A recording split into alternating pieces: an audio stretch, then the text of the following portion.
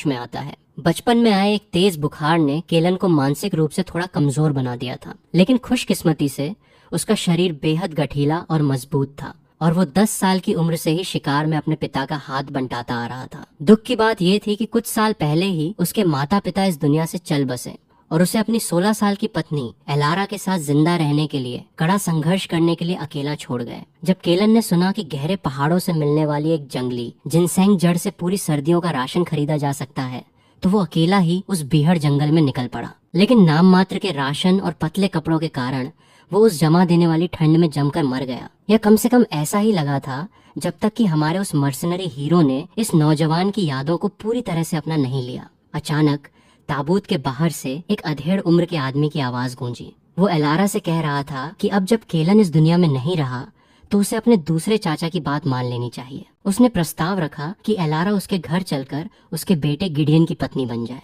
ये एक निहायत ही शर्मनाक और घिनौना प्रस्ताव था, खासकर तब जब केलन की लाश अभी ठंडी भी नहीं हुई थी। ताबूत के अंदर लेटे उस मर्सिनरी किंग के सीने में गुस्से की आग भड़क उठी और उसने अपनी मुट्ठियां भींच ली। केलन की यादों के अनुसार ये मौका परस्त रिश्तेदार उसका अपना बेरहम दूसरा चाचा साइलस था, जिसका बेटा गिडियन एक नंबर का आलसी और आवारा लड़का था। कुछ ही पलों बाद एलारा की बेहद निराश और कांपती हुई आवाज सुनाई दी। उसने अपने चाचा से पूछा कि क्या वो सच में उसे अपने घर ले जाना चाहता है, जबकि सब कहते हैं कि वो मनहूस है और अपने परिवार के लिए मौत लेकर आती है। लेकिन चाचा ने उसकी बातों को बकवास कहकर टाल दिया। अब और बर्दाश्त न कर पाने की हालत में केलन ने ताबूत की लकड़ी पर एक और जोरदार मुक्का मारा, जिससे पूरे आंगन में एक खौफनाक सन्नाटा छा गया। वहां मौजूद हर आंख उस ताबूत के ढक्कन पर टिकी थी। तभी एक बार फिर एक जोरदार धमाका हवा में गूंज उठा। इस बार आवाज साफ तौर पर ताबूत के अंदर से आई थी। ये सुनकर गिडियन खौफ से चीख पड़ा कि मुर्दा खड़ा हो रहा है, और वो वहां से दुम दबाकर भाग खड़ा हुआ।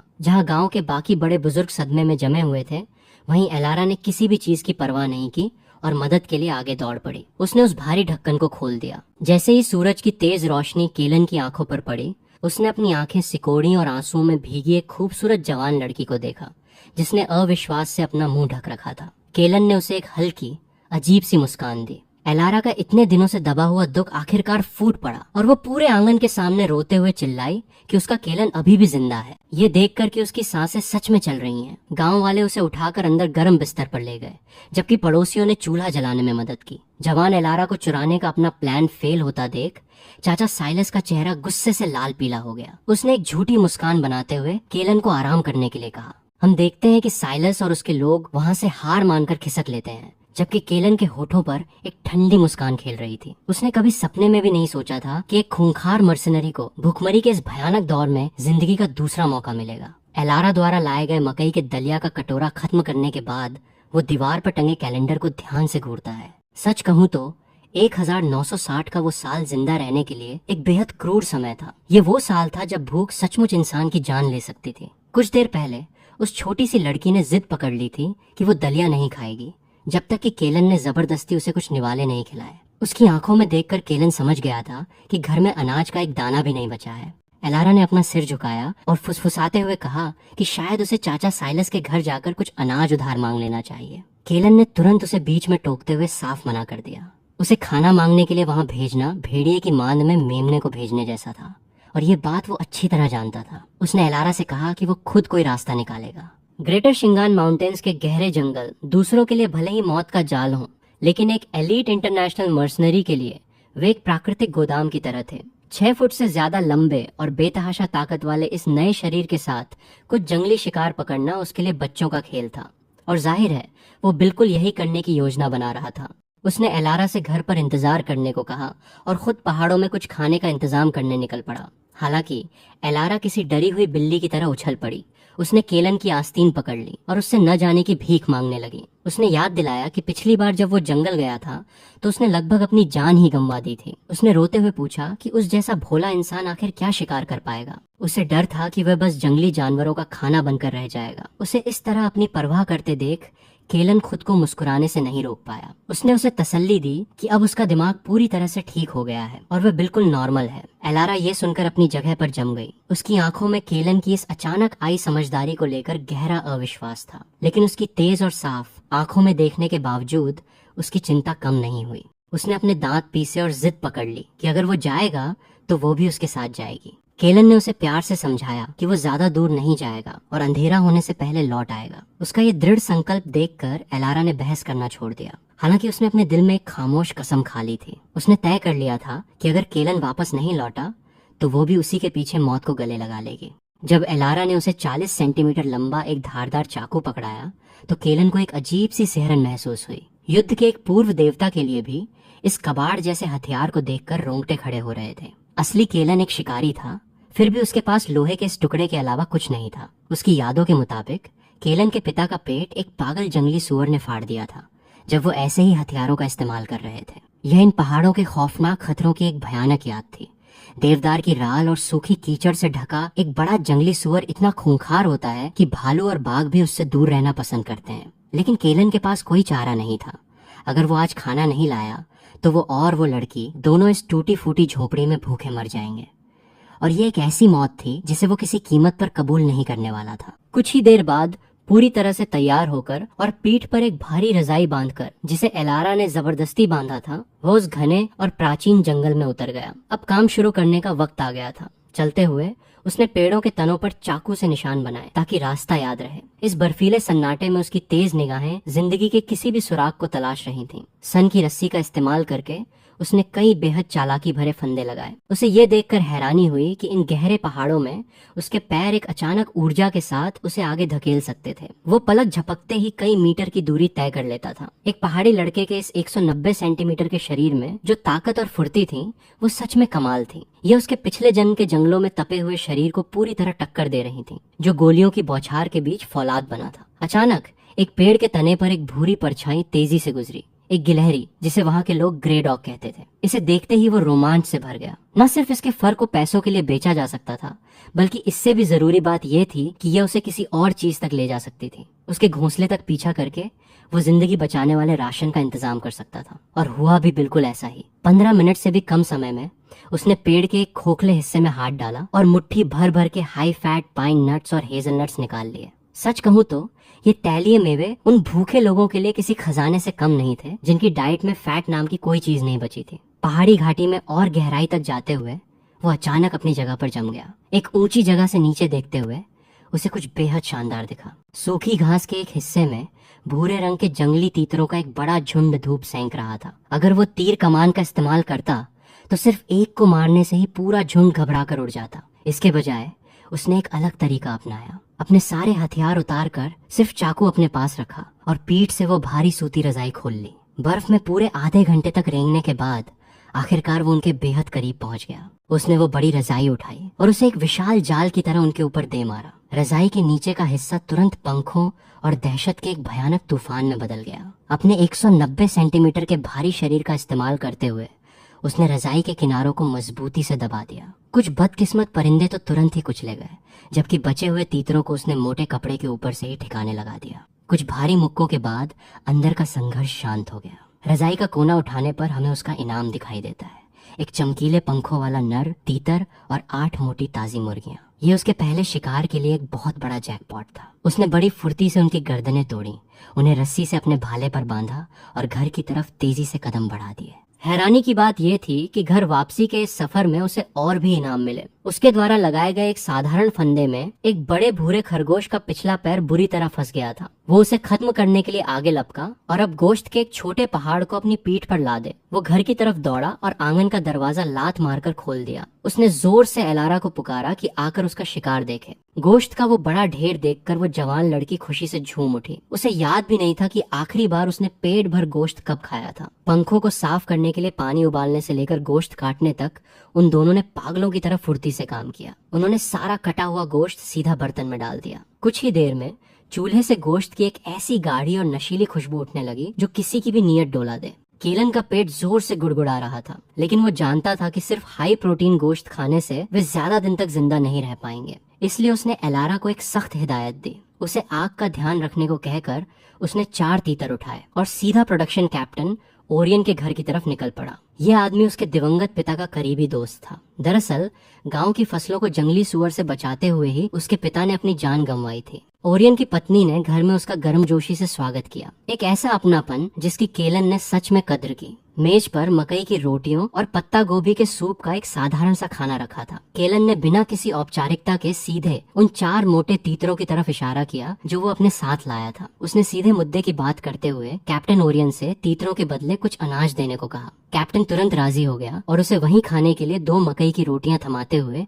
एक शानदार सौदा पेश किया। 10 पाउंड ज्वार, आधा बोरा आलू और 2 पत्ता गोभी। सच कहूँ तो ये केलन की उम्मीद से कहीं ज्यादा था। वो इस दरियादिली पर हैरान रह गया और तुरंत झुककर शुक्रिया अदा किया। लेकिन तभी कैप्टन की एक मामूली सी बात ने उस खुशनुमा माहौल को चकनाचूर कर दिया। ओरियन ने हैरानी से उसकी आंखों में देखते हुए कहा कि उसने पिछले ही महीने परिवार को पेंशन के तौर पर 50 पाउंड बाजरा भेजा था। उसने पूछा कि क्या उन्होंने वो सब इतनी जल्दी खत्म कर दिया। हमारा हीरो वहाँ सुन्न खड़ा रह गया। उसका चेहरा एकदम ठंडा पड़ गया और उसने खामोशी से अपना सिर नामे हिला दिया। उसने उस अनाज का एक दाना तक नहीं देखा था। ओरियन को पल भर में सारी सच्चाई समझ आ गई और उसका चेहरा गुस्से से तमतमाकर लाल हो गया। अब ये बिल्कुल साफ था कि उसके उस जानवर जैसे दूसरे चाचा साइलस ने ही वो अनाज बीच में ही चुरा लिया होगा। वही अनाज जिसके लिए केलन के पिता ने अपनी जान दी थी। कैप्टन ने भयानक गुस्से में मेज पर अपना हाथ पटका और साइलस को गालियां देने लगा। उसने अपने बेटों को खाना छोड़कर उसके पीछे आने को कहा। इस घटिया ड्रामे को समझकर केलन ने मन ही मन एक ठंडी मुस्कान दी, मकई की रोटी अपने मुंह में ठूंसी और अनाज का भारी बोरा अपने कंधे पर उठा लिया। वो वापस अपने घर की ओर चल पड़ा जो अब पकते हुए गोश्त की खुशबू से महक रहा था। कोई यकीन नहीं कर पाता कि कल तक वो भूख से मरने की कगार पर था और आज वो एलारा के साथ यहाँ बैठा था। वे दोनों शानदार तीतर के स्टू के बर्तन के सामने बैठे थे और किसी तूफान की तरह खा रहे थे। वो लड़की एक लेग पीस पकड़े हुए थी। उसका चेहरा तेल से सना था और वो उस मजेदार शोरबे को सफेद चावलों के एक बड़े कटोरे में मिला रही थी। मौत के कगार से लेकर पेट भर गोश्त खाने तक का ये सफर सिर्फ एक ही दिन में तय हुआ था। वो आंखें फाड़ कर देख रही थी। उसे यकीन ही नहीं हो रहा था कि ये सब सच है। उसे लग रहा था जैसे वो कोई सपना देख रही हो। जैसे ही केलन बर्तन उठाने के लिए खड़ा हुआ, कैप्टन ओरियन ने दरवाजा खोलकर अंदर कदम रखा। उसने बरामद किए गए बाजरे के 2 बोरे भारी आवाज के साथ फर्श पर पटक दिए। उसने केलन को बताया कि उस कमीने चाचा का हिसाब कर दिया गया है और अगर आगे से कोई परेशानी हो तो वो सीधा उसके पास आए। इससे पहले कि केलन कुछ जवाब दे पाता, कैप्टन मुड़ा और तेजी से दरवाजे से बाहर निकल गया। केलन मुस्कुराए बिना नहीं रह सका।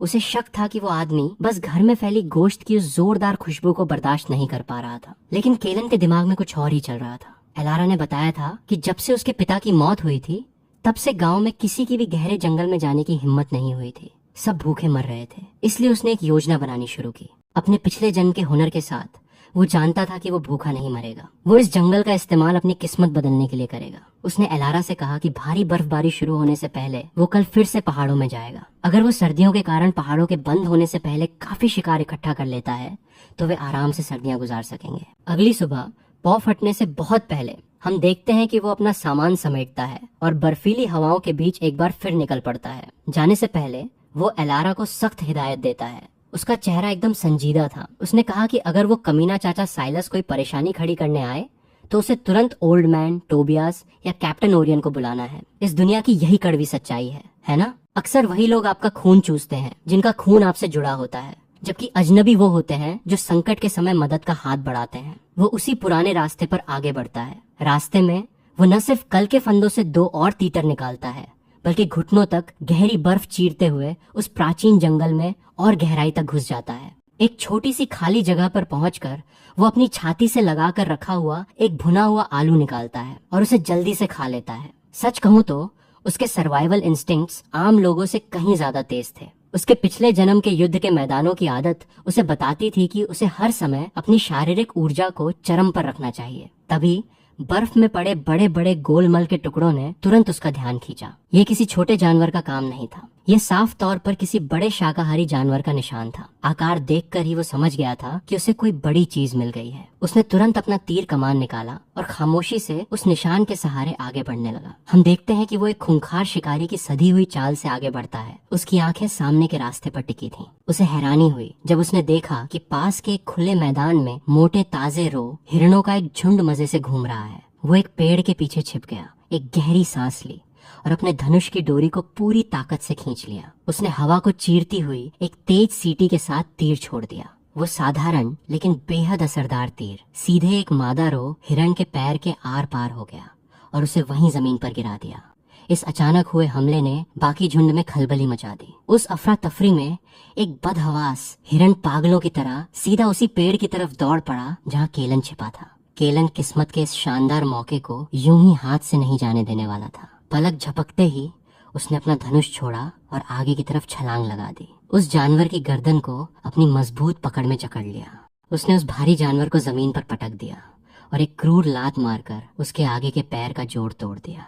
ये एक भयानक जरूरत थी, लेकिन इस बीहड़ जंगल में रहमदिली से पेट नहीं भरता था। एक गिरते हुए पहाड़ की तरह अपना पूरा वजन डालते हुए उसने फड़फड़ाते हुए जानवर को जमीन पर दबा दिया। वह जीव उसके नीचे तड़प रहा था और रो रहा था, लेकिन केलन की नजरें एकदम सर्द और भावहीन थीं। उस पल ऐसा लग रहा था मानो वो यूरोप के युद्ध के मैदानों में अपने अतीत के जिंदगी और मौत के संघर्षों में लौट आया हो। उसने बिना किसी झिझक के अपना तेज चाकू निकाला। एक ही सधे हुए वार से उसने उसकी नली और नस काट दी। फिर वो उस पहले हिरन के पास गया जिसे उसने तीर से गिराया था और उसी ठंडी बेरहमी के साथ उसका भी काम तमाम कर दिया। उसने दोनों हिरणों को एक साथ बांधा, जो करीब 100 पाउंड का गोश्त था, और उस भारी भरकम बोझ को अपने कंधों पर उठा लिया। जल्द ही वो अपने शिकार के साथ वापस अपने आंगन की तरफ लौट रहा था। जब एलारा ने उस ताजे शिकार को देखा तो वह खुशी से उछल पड़ी। केलन ने उसे बताया कि वे आज हिरण का गोश्त खाएंगे और कल वो बाकी गोश्त को सप्लाई स्टोर पर बेचकर नए साल का सामान लाएगा।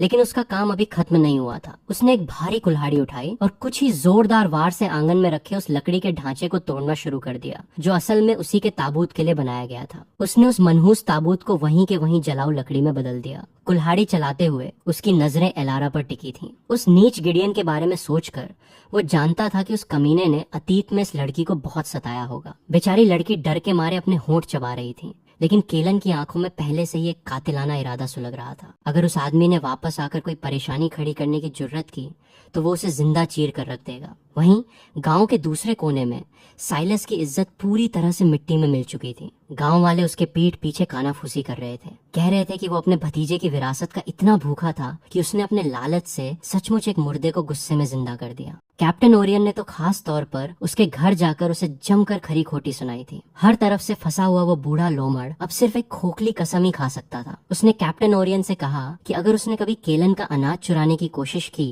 तो वो दुआ करेगा कि भेड़िए उसकी आंतें निकाल लें। थोड़ा ज्यादा ही ड्रामा था, है ना? लेकिन हर कोई जानता था कि प्रोडक्शन कैप्टन से पंगा लेने का मतलब था जिंदगी को जहन्नुम बना लेना। लेकिन किसी को नहीं पता था कि वो आदमी पहले से ही अपनी अगली चाल चल रहा था। उसका दूसरा चाचा साइलस इस वक्त जलन की आग में जल रहा था और हिसाब लगा रहा था कि अपने भतीजे की मेहनत का आखिरी कतरा भी कैसे चूसा जाए। उसने हाल ही में जियांगयांग आयरन वर्क्स के एक वर्कशॉप डायरेक्टर से जान पहचान बनाई थी और अपने बेटे गिडियन के लिए एक पक्की नौकरी का सपना देख रहा था। लेकिन कोई खाली हाथ ऐसे एहसान नहीं मांग सकता। उस बूढ़े की नजर अब उस जंगली शिकार पर थी जिसे केलन ने अपनी जान पर खेलकर पहाड़ों से हासिल किया था। अब और इंतजार न कर पाने की हालत में वह झूठ और धोखे के इरादों के साथ केलन के घर की तरफ लपका। उसे नहीं पता था कि गिडियन और गांव के कुछ गुंडे भी उसके ठीक पीछे पीछे आ रहे थे। ये गांव के आवारे परछाई की तरह उनका पीछा कर रहे थे और उनकी आंखें भूख से हरी हो रही थीं। इस बीच हम देखते हैं कि केलन और एलारा अपने शांत घर में लोहे के एक उबलते हुए बर्तन के पास बैठे हैं। आधे बर्तन में ताजा रो हिरण का गोश्त पक रहा था,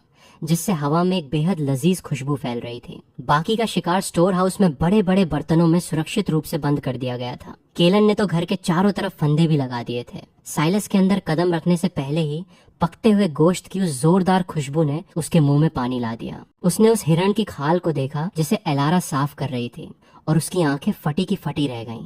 उसने केलन से पूछा कि वो बर्तन में कौन सा शानदार गोश्त पका रहा है। वो बूढ़ा लोमड़ लालच से चूल्हे के पास बैठ गया और खुशबू सूंघने लगा। केलन ने अपनी आंखें सिकोड़ी और एक ठंडी हंसी हंसते हुए कहा कि ये बस थोड़ा दलिया और आलू है। जाहिर है वो बूढ़ा इस बेवकूफी भरी बात में नहीं फंसा। इसके बजाय उसने बेशर्मी की सारी हदें पार करते हुए वहीं के वहीं 2 तीतरों की मांग कर डाली। उसने तो यहाँ तक कह दिया कि केलन के दिवंगत पिता ने मरने से पहले उसे तीतर देने का वादा किया था। ये सुनते ही केलन की आंखों में मौजूद कातिलाना इरादा अब और छिप नहीं सका। उसने अपने चाचा से कहा कि वो पीछे वाले पहाड़ पर जाकर अपने पिता से खुद ही मांग ले, क्योंकि वो वहीं दफन है। उसने तो यहाँ तक कह दिया कि वो रास्ता भी दिखा सकता है। इस बात ने उस बूढ़े का मुंह पूरी तरह से बंद कर दिया। तभी गिडियन और उसके गुंडे भूखे भेड़ियों के झुंड की तरह कमरे में घुस आए और केलन पर चिल्लाने लगे कि उसके अपने पिता से इस तरह बात करने की हिम्मत कैसे हुई। उसके पीछे एक ठिगने आदमी ने गोश्त की खुशबू सूंघी और बर्तन के ढक्कन की तरफ हाथ बढ़ाया। केलन ने पल भर की भी देरी नहीं की और उस आदमी का हाथ खाने से दूर झटक दिया। ये लोग जानवर थे। वे भूखे कुत्तों की तरह बर्ताव कर रहे थे और उस ढक्कन को देखकर उनकी आंखों में लालच चमक रहा था। केलन जानता था कि अगर उसने इन खून चूसने वाले जोंकों का अभी इलाज नहीं किया तो ये मुसीबत कभी खत्म नहीं होगी। उसने एलारा को अंदर जाने का कड़ा आदेश दिया, लेकिन हैरानी की बात यह थी कि वो लड़की छिपी नहीं। इसके बजाय वो उसके करीब आई और चुपके से उसके हाथ में कुछ थमा दिया। वो एक बेहद धारदार चाकू था। फिर उसने खुद के बचाव के लिए एक कैंची निकाल ली और मजबूती से अपनी जगह खड़ी रही। अगर किसी ने भी उस गोश्त को चुराने की कोशिश की जिसके लिए केलन ने अपनी जान जोखिम में डाली थी, तो वो लड़ने के लिए पूरी तरह तैयार थी। वो अपने घर की हिफाजत के लिए जान लेने को भी तैयार थी। तभी आंगन से एक बेहद रौबदार और कड़क बुजुर्ग आवाज गूंजी, जो पूछ रही थी कि उसके नाती को डराने की हिम्मत किसने की। अगले ही पल लोहे के टावर जैसी मजबूत कद काठी वाले 3 लोग दरवाजे से अंदर दाखिल हुए। उनके आगे आगे कोई और नहीं बल्कि केलन की खौफनाक नानी बीट्रिस चल रही थी। उनके पीछे केलन के मामा वॉन और सेड्रिक खड़े थे, जो किसी पहाड़ से कम नहीं लग रहे थे। अपनी नानी को देखते ही एलारा का सब्र टूट गया और उसकी आंखों में राहत के आंसू छलक आए। वो रोते हुए नानी के गले लग गई और उन घुसपैठियों को बाहर निकालने की भीख मांगने लगी। नानी ने उसके आंसू पोंछे और उनके चेहरे के भाव एकदम तीखे और जानलेवा हो गए। वे दोनों पहाड़ जैसे आदमी बिना कुछ बोले आगे बढ़े। उनकी मौजूदगी ही एक खौफनाक दबाव पैदा कर रही थी। दूसरे मामा सेड्रिक ने बहुत ही शांति और चालाकी से अपने दस्ताने उतारे। ये एक सधा हुआ और रोंगटे खड़े कर देने वाला इशारा था, जिसने उन गुंडों के पसीने छुड़ा दिए। साइलस की इतनी हिम्मत हो गई कि उसने अपनी जेब से कुछ छोटे नोट निकाले और बेशर्मी से कहने लगा कि वो गोश्त खरीदना चाहता है। केलन ने उसके उस मजाकिया चेहरे को देखा और जोर से हंस पड़ा। उसने उस बूढ़े से कहा कि वो अपने ये चिल्लर नए साल के लिए बचा कर रखे। उसके लिए गोश्त तो दूर की बात, उसे शोरबे की एक बूंद तक नहीं मिलेगी। उसी नाजुक पल में सबसे बड़े मामा वॉन ने साइलस की आंखों में देखा और अपने आधे चेहरे को ढकने वाले काले कपड़े को खींचकर हटा दिया। कमरे में एक खौफनाक सन्नाटा छा गया और सब दहशत में घूरने लगे। उनके चेहरे के दाहिने हिस्से पर एक बेहद भयानक और खोखला गड्ढा था, जहाँ कभी उनकी आंख और गाल हुआ करते थे। उनकी गाल की हड्डी और आंख पूरी तरह से गायब थी, जो इस मशहूर कहानी को सच साबित कर रही थी कि उन्होंने एक बार एक काले भालू से नंगे हाथों लड़ाई की थी और उस दरिंदे ने उनका आधा चेहरा नोच लिया था। उस खूंखार और जानलेवा रूप को देखकर उन गांव के गुंडों की सारी हेकड़ी पल भर में हवा हो गई। साइलस और उसके बेटे ने वहां से निकलने के लिए दूसरे न्योते का इंतजार नहीं किया। वे आंगन से ऐसे भागे जैसे उनकी जान पर बनाई हो। उन्हें समझ आ गया था कि कोई भी गोश्त उस बुरे सपने का सामना करने लायक नहीं था। उन मक्खियों के वहां से जाने के बाद नानी ने केलन का हाथ पकड़ा। उनकी आंखों में आंसू थे। उन्होंने समझाया कि वे प्रोडक्शन कैप्टन से पहले ही बात कर चुकी हैं और वे उन दोनों को अपने साथ सुरक्षित रखने के लिए अपने घर ले जाना चाहती हैं। जब केलन ने अपने इन 3 रिश्तेदारों को देखा जो बिना किसी झिझक के उसकी ढाल बनकर खड़े थे, तो उसके पूरे शरीर में एक ऐसी गर्माहट फैल गई जो उसने अपने पिछले जन्म में कभी महसूस नहीं की थी। उस पल उसके अंदर की वो ठंडी और बदले की आग जैसे कहीं गायब हो गई। उसने मन ही मन कसम खाई कि वो अपनी जान देकर भी इस परिवार और अपनी नानी की हिफाजत करेगा। उस बुलावे के साथ हम देखते हैं कि केलन ने आखिरकार अपनी नई पहचान को पूरी तरह से अपना लिया था। इस पल उसने इस खून के रिश्ते की भारी जिम्मेदारी को पूरे दिल से कबूल कर लिया। उसके मन को एक गहरी शांति मिली, मानो शरीर के असली मालिक की अपने परिवार को बचाने की जो जिद थी वो अब शांत हो गई हो। ऐसा लगा जैसे अतीत का सारा हिसाब चुकता हो गया हो। उसे लगा जैसे सब कुछ अब उसे सौंप दिया गया है। उसने अपनी नानी से कहा कि वे चिंता न करें और वादा किया कि वो शिकार करके उनका पेट अच्छी तरह से भर सकता है। उसने सबको खाना खाने के लिए बुलाया। उसके बड़े मामा वॉन ने अपने झोले से जमे हुए और पत्थर जैसे सख्त फ्लैट ब्रेड का एक थैला निकाला। एलारा ने तुरंत उन्हें बर्तन में गर्म करना शुरू कर दिया। उसने उस रो हिरन के खुशबूदार गोश्त के साथ वह भाप निकलती हुई रोटियां परोसी। इतनी शानदार दावत देखकर नानी और दोनों मामा कुछ पल के लिए दंग रह गए। उन्होंने कभी सपने में भी नहीं सोचा था कि जिस लड़के को वे कभी मंद बुद्धि समझते थे वो सचमुच एक हिरन का शिकार कर सकता है। आखिरकार पिछले 2 सालों में खाने की भयानक किल्लत रही थी। बाहर के पहाड़ों से तो घास तक साफ हो चुकी थी, जबकि घने जंगलों में शिकार तो था, लेकिन वहाँ खौफनाक काले भालू और साइबेरियन बाघ भी छिपे रहते थे। जब प्रोडक्शन टीम के कई तजुर्बेकार शिकारी वहाँ मारे गए तो ज्यादातर लोगों ने मौत के मुंह में जाने से बेहतर भूखे रहना चुना। उसके मामा वॉन को 2 साल पहले एक भालू ने दबोच लिया था, जिसमें उन्होंने अपना आधा चेहरा और एक आंख गंवा दी थी। ये किसी चमत्कार से कम नहीं था कि वो बच गए थे। केलन ने खामोशी से गोश्त के 2 बड़े टुकड़े अपने मामाओं की प्लेटों में रख दिए ताकि वे सिर्फ सूखी रोटी से पेट न भरें। उन्हें ताकत की जरूरत थी। एलारा ने आज्ञाकारी बच्चे की तरह नानी को भी एक टुकड़ा दिया, लेकिन उस बूढ़ी औरत ने प्यार से उसे वापस सरका दिया। उन्होंने कहा कि उनके दांत इतने सख्त गोश्त को चबाने के लिए काफी मजबूत नहीं है। ये देखकर कि वो गोश्त नहीं खा रही हैं, केलन ने रोटी का एक टुकड़ा लिया उसे उस गाढ़े और लजीज शोरबे में डुबोया और सीधा उनके हाथ में दे दिया। बूढ़ी औरत ने आखिरकार मना करना छोड़ दिया और उस लंबे समय से भूले हुए स्वाद का एक छोटा सा सावधानी भरा निवाला लिया। तभी वॉन ने खाना बंद कर दिया और केलन को घूरने लगा। उसने पूछा कि क्या केलन सच में पहाड़ों में अकेला गया था। थोड़ी सी झिझक महसूस करते हुए केलन के पास सच कबूलने के अलावा कोई चारा नहीं था। उसके मामा ने उसे चेतावनी दी कि वो वहां दोबारा कभी न जाए। उन्होंने जोर देकर कहा कि नानी उनकी देखभाल के लिए यहीं रहेंगी और वो हर महीने अनाज लाते रहेंगे। इतने फिक्रमंद और जिद्दी शब्द सुनकर केलन मुस्कुराए बिना नहीं रह सका। हालांकि ऐसा लग रहा था कि बड़े मामा उसे अच्छी तरह समझ गए थे। वे जानते थे कि केलन यूं ही खाली नहीं बैठेगा। कुछ ही पलों बाद वे खड़े हुए और अपने झोले में हाथ डाला। उन्होंने कपड़े में लिपटा हुआ एक लंबा और भारी सा सामान निकाला और उसे केलन के हाथों में रख दिया। यह उसके बचाव के लिए लाई गई एक सिंगल बैरल शॉटगन थी। जब केलन ने कपड़ा हटाया तो उसकी आंखें फटी रह गईं। वहां एक चमकती हुई शॉटगन और दर्जनों मोटे कारतूस रखे थे। इस बेरहम दुनिया के लिए यह एक बेहद खतरनाक हथियार था। उसके मामा ने बैरल की तरफ इशारा करते हुए समझाया कि हरे छर्रे तीतरों के लिए हैं, जबकि काले स्लग्स अगर सही निशाने पर लगे तो एक बाघ को भी गिरा सकते हैं। जैसे ही केलन ने उस ठंडे लोहे को पकड़ा, उसके शरीर में एक जानी पहचानी सिहरन दौड़ गई। आखिरकार अपने पिछले जन्म में वो हथियारों के दम पर ही तो जीता था। दिल की गहराई में वो एक ऐसा इंसान था जो हथियारों से खेलता था। लेकिन किसी को शक न हो इसलिए केलन को थोड़ा अनाड़ी होने का नाटक करना पड़ा। उसने कारतूस को जगह पर फिट किया और अपनी आंखें सिकोड़ लीं। उसने दीवार के निचले हिस्से पर निशाना साधा और मन ही मन समझ गया कि इस हथियार के साथ ये पूरी पर्वत श्रृंखला उसका निजी शिकारगाह बन जाएगी। चाहे कोई भी दरिंदा हो, अगर वो अपना सिर उठाने की जुर्रत करेगा तो वो बिना किसी हिचकिचाहट के उसे मौत के घाट उतार देगा। अगली सुबह उसके दोनों मामा घर लौटने की तैयारी कर रहे थे। सेड्रिक अपनी खाली स्लेज खींच रहा था और काफी संतुष्ट लग रहा था। उसे लग रहा था कि केलन पहले से काफी समझदार हो गया है। हालांकि वॉन ने अपनी आवाज नीची करते हुए कहा कि शायद अपने माता पिता को खोने के गम ने ही इस लड़के को इतनी जल्दी बड़ा होने पर मजबूर कर दिया है। उन्हें केलन के पिता याद आए, जो एक लेजेंडरी शिकारी और सच में एक खूंखार आदमी थे। वो एक ऐसे इंसान थे जो एक जंगली सुअर को एक हाथ से दबा सकते थे और एक काले भालू को भाले से मार सकते थे।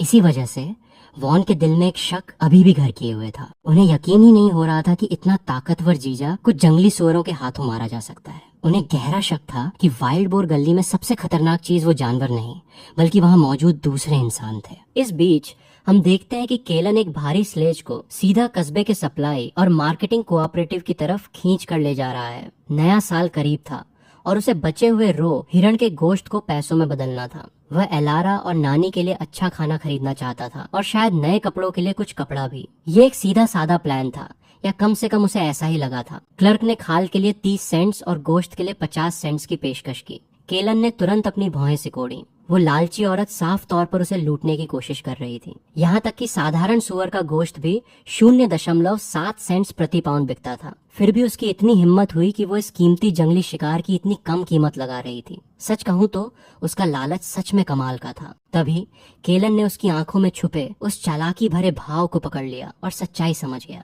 उसके मामा ने उसे चेतावनी दी थी कि ये सरकारी कर्मचारी सस्ते में माल खरीदकर मुनाफे को अपनी जेब में डालना बहुत पसंद करते हैं। एक ठंडी हुंकार भरते हुए उसने अपना बोरा कंधे पर रखा और कोऑपरेटिव से बिना पीछे मुड़े बाहर निकल गया। वो इतनी आसानी से ठगे जाने वालों में से नहीं था। उसने अभी मुश्किल से दहलीज पार ही की थी कि काले सूती कोट में लिपटा एक बूढ़ा आदमी किसी भूत की तरह उसके पास आया। उसने पूछा कि बोरे में किस तरह का माल है। केलन ने उस आदमी की सिकुड़ी हुई मुस्कान को सावधानी से परखा। जवाब देने के बजाय उसने बस बोरा खोल दिया और उस बूढ़े को खुद ही माल की क्वालिटी जांचने दी। उस बूढ़े आदमी ने उसे उठाया। उसकी आंखें तेजी से बोरे को टटोल रही थीं। उसने अंदाजा लगाया कि ये 50 पाउंड से कम है और खाल समेत पूरे लॉट के लिए 45 युआन की पेशकश की। वो बूढ़ा लोमड़ तेजी से हिसाब लगा रहा था, लेकिन केलन ने अपने पिछले जन्म में इससे कहीं ज्यादा खतरनाक सौदे किए थे। वो अच्छी तरह जानता था कि उसके शिकार की असली कीमत क्या है। उसने सख्ती से 50 युआन की मांग की और बिना किसी मोल भाव के भविष्य में और माल लाने का वादा किया। वो बूढ़ा हंस पड़ा। वो उस नौजवान की बेबाकी से काफी इम्प्रेस हुआ। उसने तुरंत 50 युआन के नोट गिने और उसे सौंप दिए। उसने अपना नाम मर्सर बताया, जो आमतौर पर सड़क के किनारे ही मंडराता रहता था। अपनी इस नई जिंदगी की पहली कमाई को मुट्ठी में भींचे केलन वहां से जाने लगा। लेकिन तभी उसके दिमाग में एक बेहद जरूरी बात कौंधी। समस्या ये थी कि इन दिनों सिर्फ पैसों से कुछ नहीं होता था। आप कूपन के बिना अनाज नहीं खरीद सकते थे। केलन ने मर्सर से पूछा कि क्या उसे पता है कि कूपन कहाँ से मिल सकते हैं। उसने सामने वाले को परखने के लिए अपनी आवाज धीमी रखी। हैरानी की बात थी कि वो बूढ़ा जिसे चाचा कहकर बुलाया गया था, एक रहस्यमयी और चालाक मुस्कान के साथ उसके करीब झुका। मर्सर ने फुसफुसाते हुए कहा कि आज केलन की किस्मत अच्छी है क्योंकि उसके पास कुछ कूपन पड़े हैं। केलन ने एक गहरी सांस ली और उस साधारण से दिखने वाले बूढ़े को एक नई नजर से देखा। उसने उम्मीद नहीं की थी कि सड़क पर मिलने वाला कोई आम खरीदार इतने गहरे संपर्कों वाला ब्रोकर निकलेगा। सच कहूँ तो ये एक बेहद खतरनाक खेल था। कोई भी मजबूत नींव के बिना इस धंधे में जिंदा नहीं रह सकता था। केलन ने 2 बड़े नोट निकाले, उन्हें नीचे पटका और तुरंत उन्हें कूपन में बदलने को कहा। मर्सर ने अनाज, तेल और यहाँ तक कि डाक टिकटों की एक ऐसी लिस्ट रट डाली कि उसकी सांस ही फूल गई। उसने चावल और आटे के वो दाम बताए जिसने केलन का दिमाग चकरा दिया। बिना एक पल सोचे केलन ने पूरे 50 युआन उस बूढ़े को सौंप दिए। उसने कहा कि वो उसके बोरों को चावल, आटे, अंडे, कैंडी और रोजमर्रा की चीजों से भर दे। उस पल हम देखते हैं कि मर्सर सदमे में उन पैसों को घूर रहा है। उसके हाथ में एक छोटी सी किस्मत थी जो किसी शहर के मजदूर की 2 महीने की सैलरी के बराबर थी। उसने कभी सपने में भी नहीं सोचा था कि गांव का ये नौजवान इतनी बड़ी हिम्मत दिखाएगा। केलन ने तो पलक तक नहीं झपकाई। उसके लिए पहाड़ों में रो, हिरण, गाय, भैंसों जितने आम थे। वो आसानी से किसी और का शिकार कर सकता था। उसने उस बूढ़े की आंखों में देखा और कहा कि उसे उसकी नीयत पर भरोसा है। इस बात से गहराई तक प्रभावित होकर मर्सर ने अपनी जांघ पर हाथ मारा और उसे अपना दोस्त मान लिया। इसके बाद मर्सर ने तेजी से नए साल के सामान से पूरी स्लेज भर दी और केलन की जेब में अब भी 20 युआन बचे थे। केलन की निगाहें तेज हो गईं और उसने अपनी आवाज नीची करके बारूद के बारे में पूछा। हैरानी की बात ये थी कि उस बूढ़े ने बस ऐसे सिर हिलाया जैसे ये कोई बड़ी बात ही ना हो। केलन को अचानक याद आया कि 1960 के दशक में इन चीजों के ब्लैक मार्केट को काफी हद तक नजरअंदाज कर दिया जाता था। उसने बिना किसी हिचकिचाहट के अपने बचे हुए पैसे दे दिए। वो वहाँ से 6 किलो हाई एक्सप्लोजिव्स लेकर निकला। जब मर्सर ने पैकेट उसे सौंपा तो उसने केलन को इसके साथ बेहद सावधान रहने की चेतावनी दी। उसने पास के गांव के एक बेवकूफ की कहानी सुनाई जिसने घर में बने बारूद से मछली पकड़ने की कोशिश की थी, लेकिन प्लान बुरी तरह फेल हो गया। वो तैरता हुआ बारूद सीधे उसी आदमी की नाव के पास आ गया था और फिर फट गया। इस कहानी पर केलन ने बस एक ठंडी, सब कुछ जानने वाली मुस्कान दी। बाद में जब वो सामान से लदी अपनी स्लेज को गांव वालों के बीच से खींचते हुए ले जा रहा था तो उनकी आंखें जलन से लाल हो गईं। जब उन्होंने पूछा कि ये क्या है तो उसने एक बेरुखा सा जवाब दिया। उसने कहा कि ये सिर्फ नए साल का सामान है और वो आगे बढ़ता रहा, लेकिन उसकी दूर जाती परछाई ही उन तमाशबीनों को जलन से पागल करने के लिए काफी थी। उन्हें समझ आ गया था कि उसने सिर्फ तीतर नहीं पकड़े हैं बल्कि एक पूरा रो हिरण मारा है। और बदकिस्मती से उसका बेरहम चाचा ये सारा नजारा देख रहा था। साइलस को गोश्त के शोरबे की एक बूंद तक नहीं मिली थी। वहीं एक बूढ़ी औरत जो इस नजारे को देखकर राल टपका रही थी, गोश्त के लिए सौदा करने की कोशिश करने लगी, लेकिन उसके पति ने उसे जोर से लात मारी। इस दौर में हर घर भूख से सूजा हुआ था। उनके पेट ढोल की तरह फूल गए थे। गोश्त का एक निवाला ही जिंदगी की डोर था। गांव के चूहे और कुत्ते तक खा खाकर खत्म कर दिए गए थे। और फिर भी यहाँ केलन था, एक अनाथ जो लगभग ठंड से जमकर मर ही गया था। और अब वो जिंदगी बचाने वाले सामान से भरी एक पूरी स्लेज लेकर लौट रहा था। उसे उनकी शिकारियों जैसी लालची नजरों की कोई परवाह नहीं थी। पसीने में तरबतर उसने स्लेज को आंगन में खींचा और अगले ही पल एलारा एक छोटी सी चिड़िया की तरह बाहर उड़ती हुई आई। सामान का वो पहाड़ देखकर वो खुशी से चिल्ला उठी। फिर उसने मोम के कागज का एक पैकेट उठाया जिसमें आधा पाउंड हार्ड कैंडी बॉल्स थी जो केलन लाया था। उस छोटी लड़की ने बड़े प्यार से एक कैंडी अपनी नानी के मुंह में और फिर एक केलन के मुंह में डाली।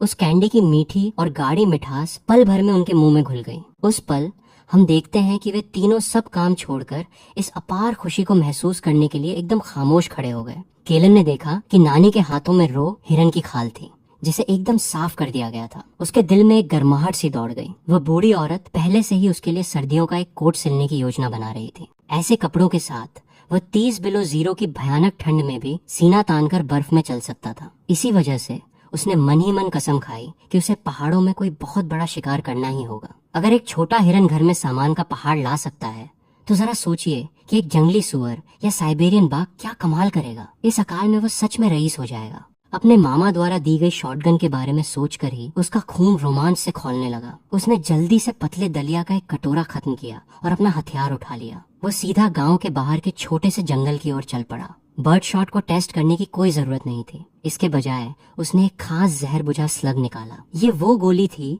जो बाघ को गिराने के लिए बनी थी। उसने उसे चैम्बर में डाला और बैरल के बंद होने की तेज आवाज के साथ अपनी बंदूक तान दी। उसने 10 मीटर दूर एक देवदार के पेड़ पर नजरें गड़ाई, जिसका तना किसी इंसान की पिंडली जितना मोटा था। इसके बाद एक जोरदार धमाका हुआ और लकड़ी के टुकड़े हर तरफ उड़ गए। देवदार के तने के चीथड़े उड़ गए थे और उसमें एक खुरदरा सा घाव बन गया था। बिना एक पल गंवाए उसने दूसरी गोली लोड की और ट्रिगर दबा दिया। एक और धमाका गूंजा। वह देवदार का पेड़ बीच से टूटकर गिर पड़ा। गर्म बैरल को छूते हुए केलन पागलों की तरह मुस्कुराया। ऐसा लग रहा था कि उसका निशाना आज भी भगवान की तरह अचूक था। इसकी रेंज भले ही कम थी, लेकिन ये गहरे जंगल पर राज करने के लिए काफी से ज्यादा थी। उसने एक बार फिर अपने जानलेवा हथियारों को परखा और शिकार की तैयारी की। अपने चाकू और शॉटगन के अलावा उसने खास तौर पर एक भारी कुल्हाड़ी भी स्लेज पर डाल ली। अपनी सांसों को बचाने के लिए उसने चेहरे पर 2 परतों वाला काला कपड़ा लपेट लिया। बर्फ से ढका हुआ वो एक बार फिर आदमखोर बर्फीली चोटियों की ओर निकल पड़ा। इस जानलेवा सर्दियों के सन्नाटे में पहाड़ों में रखा हर कदम उसकी शारीरिक ताकत को बुरी तरह निचोड़ रहा था। ये एक लंबा सफर था और वो आज नहीं लौटने वाला था। खुशकिस्मती से घर की रखवाली के लिए नानी मौजूद थी। एलारा और नानी को घर पर सुरक्षित छोड़कर केलन ने फैसला किया कि अब किसी बहुत बड़े शिकार का वक्त आ गया है। गहरी बर्फ को चीरते हुए और 2 पहाड़ी चोटियों को पार करते हुए उसने रास्ते में पूरी चालाकी से तार के 1 दर्जन से ज्यादा फंदे बिछा दिए। वो एक पुराने फंदे से एक जंगली खरगोश पकड़ने में भी कामयाब रहा, जिसे उसने अपनी टोकरी में डाल लिया। लेकिन दोपहर होते होते उसे कुछ अजीब सा और खौफनाक महसूस होने लगा। इस विशाल और शांत जंगल में उसे तीतर का एक पंख तक दिखाई नहीं दिया था। अपने चाकू और शॉटगन से पूरी तरह लैस होकर वो मुश्किल से कुछ दर्जन मीटर ही जंगल में घुसा होगा कि एक नजारे ने उसके रोंगटे खड़े कर दिए। वहाँ की जमीन सफेद हो चुकी, हड्डियों के कंकालों और कई रो हिरणों के ताजे खुदे हुए ढांचों से भरी पड़ी थी। उसने धीरे से गाली बकी। वो सीधा भेड़ियों की मांद में घुस आया था। हैरानी की बात थी कि उन दरिंदों ने सिर्फ अंदर के अंग खाए थे और काफी सारा गोश्त वहीं छोड़ दिया था। बिना एक पल की झिझक के उसने अपना छोटा चाकू निकाला और बेहद फुर्ती से हिरन के 2 सबसे मोटे पैर काट लिए। वो उन्हें खींच कर ले जाने लगा, लेकिन तभी जैसे ही उसने वे लंबे पैर अपनी टोकरी में फेंके, भेड़िए की एक दिल चीर देने वाली चीख ने आसपास के सन्नाटे को तोड़ दिया। अगले ही सेकंड 1 दर्जन यूरेशियन ग्रे भेड़ियों की डरावनी चीखें एक साथ गूंज उठीं।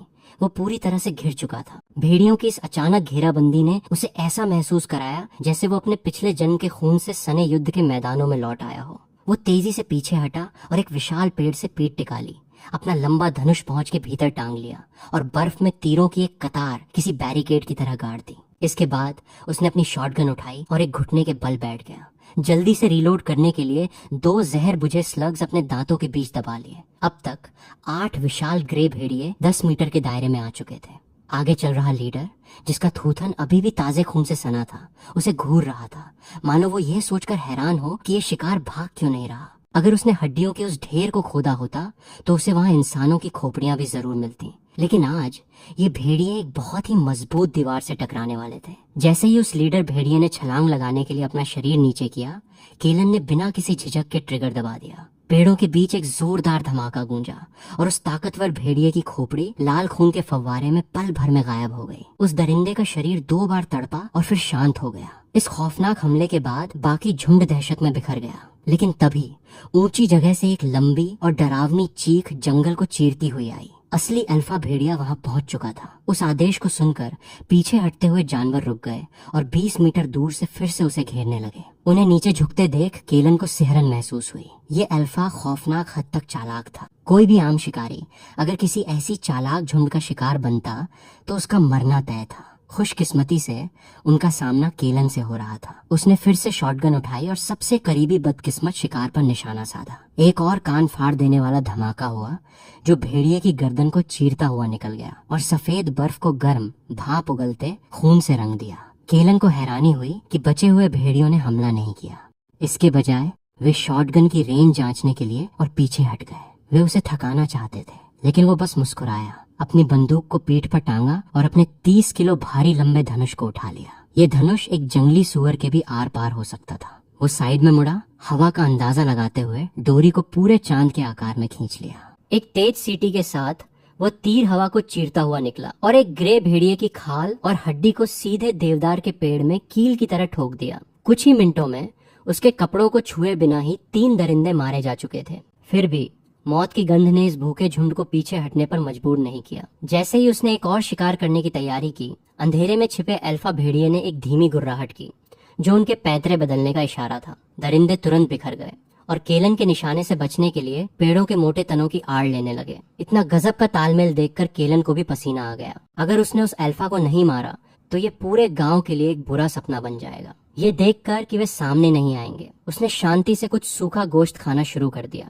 दिन की रोशनी बस 3 घंटे ही बची थी। वो जानता था कि अगर उसने जल्द ही इस घेराबंदी को नहीं तोड़ा तो ये रात भेड़ियों के नाम हो जाएगी। हवा में इतना तनाव था कि उसे चाकू से काटा जा सकता था। उसे उनका ध्यान भटकाने के लिए कुछ चाहिए था, और वो भी तुरंत। अपनी टोकरी की तरफ मुड़ते हुए उसने वो जंगली खरगोश निकाला जो उसने दिन में पकड़ा था। कुछ ही फुर्तीले वार से उसने उसकी खाल उधेड़ी, उसे साफ किया और एक लकड़ी में फंसाकर छोटी सी आग पर भूनने लगा। जबकि उसके हाथ खरगोश पकाने में व्यस्त थे, उसकी निगाहें चारों तरफ के घेरे पर टिकी थीं। बढ़ती हुई लपटों ने झुंड को साफ तौर पर बेचैन कर दिया था। छिपकर बैठे कई भेड़िए बेचैन दिखने लगे थे। जैसे ही वो गोश्त को पलटने के लिए आगे बढ़ा, उसे आवाज सुनाई दी। उसके ठीक पीछे से एक टहनी के टूटने की बेहद धीमी आवाज आई। बिना सोचे वो 2 मीटर दूर रोल करते हुए कूद गया। वो अपना भाला मजबूती से पकड़े हुए उछला और उसका सामना सीधा अल्फा भेड़िए से हो गया। उस दरिंदे ने इतने करीब तक रेंगते हुए आने में गजब का सब्र दिखाया था। वो एकदम काला था और आज मारे गए किसी भी भेड़िए से कहीं ज्यादा विशाल था।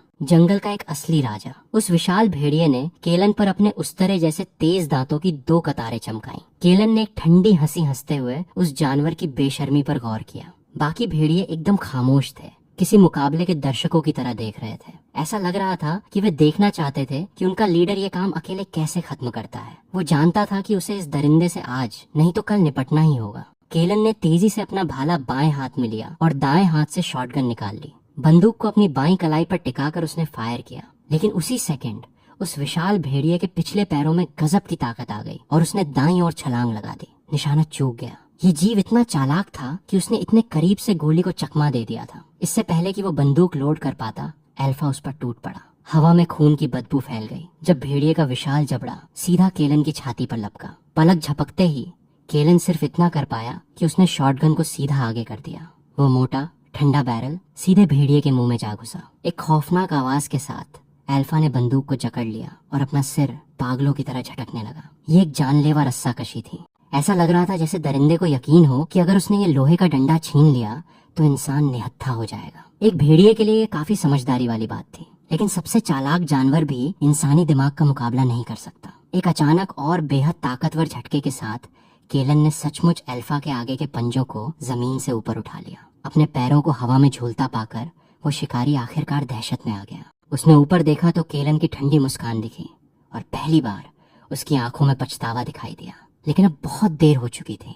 जैसे ही उसका नरम पेट खुला, केलन ने अपना भाला छोड़ दिया और अपनी कमर से छोटा चाकू निकाल लिया। ठंडा स्टील चमका और उसने उसे भेड़िए के पेट में गहराई तक उतार दिया। एक दिल दहला देने वाली और दर्दनाक चीख ने पल भर में रात के सन्नाटे को तोड़ दिया। वह घाव जानलेवा था और हम देखते हैं कि अल्फा के विशाल शरीर से सारी ताकत निचड़ गई। पल भर में उसका खेल खत्म हो गया। भेड़िए की आंखें नफरत से भरी थीं। झुंड के सबसे ताकतवर नर के रूप में उसने कभी हर चुनौती देने वाले को सिर्फ अपनी एक नजर से घुटने टेकने पर मजबूर कर दिया था। केलन ने उस दरिंदे का जबड़ा पकड़ा और अपना चाकू बाहर निकाल लिया। किसी भी आखिरी हमले को रोकने के लिए उसने भेड़िए की गर्दन को अपने घुटने से दबा दिया। दिल पर एक आखिरी और अचूक वार के साथ अल्फा बस गोश्त का एक ढेर बनकर रह गया। तभी जाकर केलन ने आखिरकार एक लंबी सांस ली। वो खड़ा हुआ और उसने अपनी शॉटगन चेक की। गार्ड पर कुछ गहरे दांतों के निशानों को छोड़कर वो बिल्कुल ठीक थी। उसने शांति से एक नया कारतूस अंदर डाला। एक अल्फा भेड़िए के साथ इतने करीब से भिड़कर जिंदा बचना एक ऐसी कहानी है जिस पर गांव का कोई भी इंसान कभी यकीन नहीं करेगा। अपने लीडर के मारे जाने पर पूरा झुंड डगमगा गया। हैरानी की बात यह थी कि बचे हुए भेड़िए मुड़े और जंगल में गायब हो गए। उन्हें एक नए राजा के लिए अपनी जगह तय करने की जल्दी थी। अब यह इंसान उनकी प्राथमिकता नहीं रहा था। सबसे बड़े खतरे को खत्म करने के बाद केलन ने अपने हाथों से भेड़िए का खून साफ किया और भुने हुए खरगोश का एक टुकड़ा फाड़कर मजे से खाया। भेड़िए के उन 4 शवों को देखकर, जो करीब 200 किलो गोश्त और खाल थे, वह खुशी से भर गया। ये सारा माल एक बेहतरीन राइफल के लिए एक्सचेंज किया जा सकता था। ये एक बहुत बड़ा शिकार था और केलन घर जाने की तैयारी करने लगा। हालांकि वो थोड़ा जल्दी जश्न मना रहा था। एक खाली स्लेज खींचना आसान था, लेकिन उसने 2 मील का रास्ता भी तय नहीं किया होगा कि आसमान एकदम काला पड़ गया। हम देखते हैं कि उसे एहसास होता है कि वो अब और आगे नहीं जा सकता। उसे पहाड़ों में गिरते तापमान के बीच रात गुजारनी होगी। जब तापमान 30 बिलो जीरो तक पहुंचने वाला था तो ठंड से जमने से बचने के लिए उसने एक देवदार के जंगल में एक सुरक्षित शेल्टर ढूंढा। उसने अपनी कुल्हाड़ी से तेजी से काम करना शुरू किया। एक साधारण और मजबूत ढांचा बनाने के लिए छोटे पेड़ों को काटा। उसके बाद उसने छत पर सूखे पत्तों और बर्फ की एक मोटी परत जमा दी और दरवाजे के लिए सिर्फ एक छोटी सी जगह छोड़ी। जैसे ही शेल्टर तैयार हुआ, इस मौसम की पहली बर्फबारी शुरू हो गई।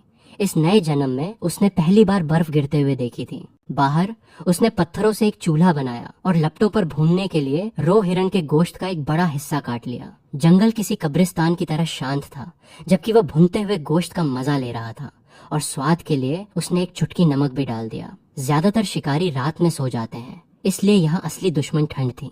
एक ऐसा खामोश कातिल जो इंसान के अंदर से जिंदगी को निचोड़ लेता है। खुशकिस्मती से उसके पिछले जन्म के सर्वाइवल के तजुर्बे ने इसे आसान बना दिया। पेट भर खाने के बाद उसने आग में भारी लकड़ियां डाली और अपने शेल्टर के किनारे उन पत्थरों को लगा दिया जो गर्म होकर लाल हो चुके थे। वो पत्तों के अपने बिस्तर पर लेट गया और हवा को रोकने के लिए भेड़ियों की खाल से भरी स्लेज को दरवाजे के पास खींच लिया। जमी हुई खालों और बर्फ ने एक परफेक्ट सील बना दी थी। अंत में वह अपनी शॉटगन और चाकू को हाथ की पहुंच में रखकर एक मोटी रजाई में लिपट गया। उसने अपनी आंखें बंद कर ली और पत्तों की गर्माहट ने उसे सुला दिया। वो गहरी नींद में चला गया, लेकिन जल्द ही उसका दिमाग उसे वापस अपने अतीत के खून से सने युद्ध के मैदानों में ले गया। अपने सपने में वो 300 मीटर दूर एक दुश्मन कमांडर को स्नाइपर स्कोप से देख रहा था। अचानक दाढ़ी वाले उस अफसर ने ऊपर देखा और सीधे केलन की आंखों में आंखें डाल दी।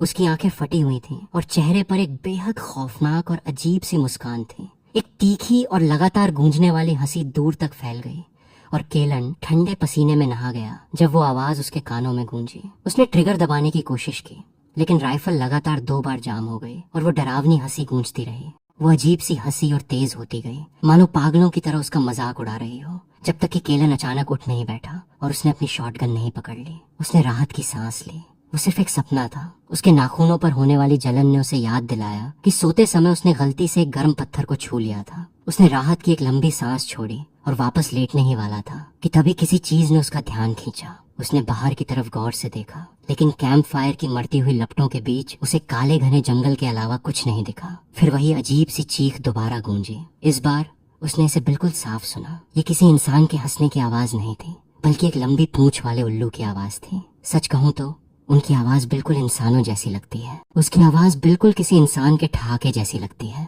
जो किसी के को रोंगटे खड़े करने के लिए काफी है। जब उसे एहसास हुआ कि ये बस एक पक्षी की शरारत है, तो उसकी डरी हुई नसें आखिरकार शांत होने लगीं। वैसे भी बाहर इतना अंधेरा था कि उसे अपना ही हाथ दिखाई नहीं दे रहा था और वो उल्लू पेड़ की काफी ऊंचाई पर बैठा था। उसकी शॉटगन के छर्रे इतनी ऊंचाई पर छिपे किसी जंगली पक्षी तक कभी नहीं पहुंच पाते। खैर, जहां उसने पहाड़ों में बिना किसी और मुसीबत के रात गुजार ली, वहीं घर पर एलारा और बीट्रिस के लिए सोना नामुमकिन हो रहा था। जैसे ही आसमान पूरी तरह से काला हुआ, एलारा रोने की कगार पर आ गई और प्रोडक्शन कैप्टन को खोजने के लिए उसने अपना कोट तक पहन लिया। ऐन मौके पर वह नानी बीट्रिस ही थीं जिन्होंने उसे रोका और यकीन दिलाया कि केलन बिल्कुल ठीक होगा। एलारा ने झुंझलाहट में अपने पैर पटके उन्हें याद दिलाया कि वो पहले भी लगभग ठंड से जमकर मर ही गया था, लेकिन नानी अपने फैसले पर अड़ी रही।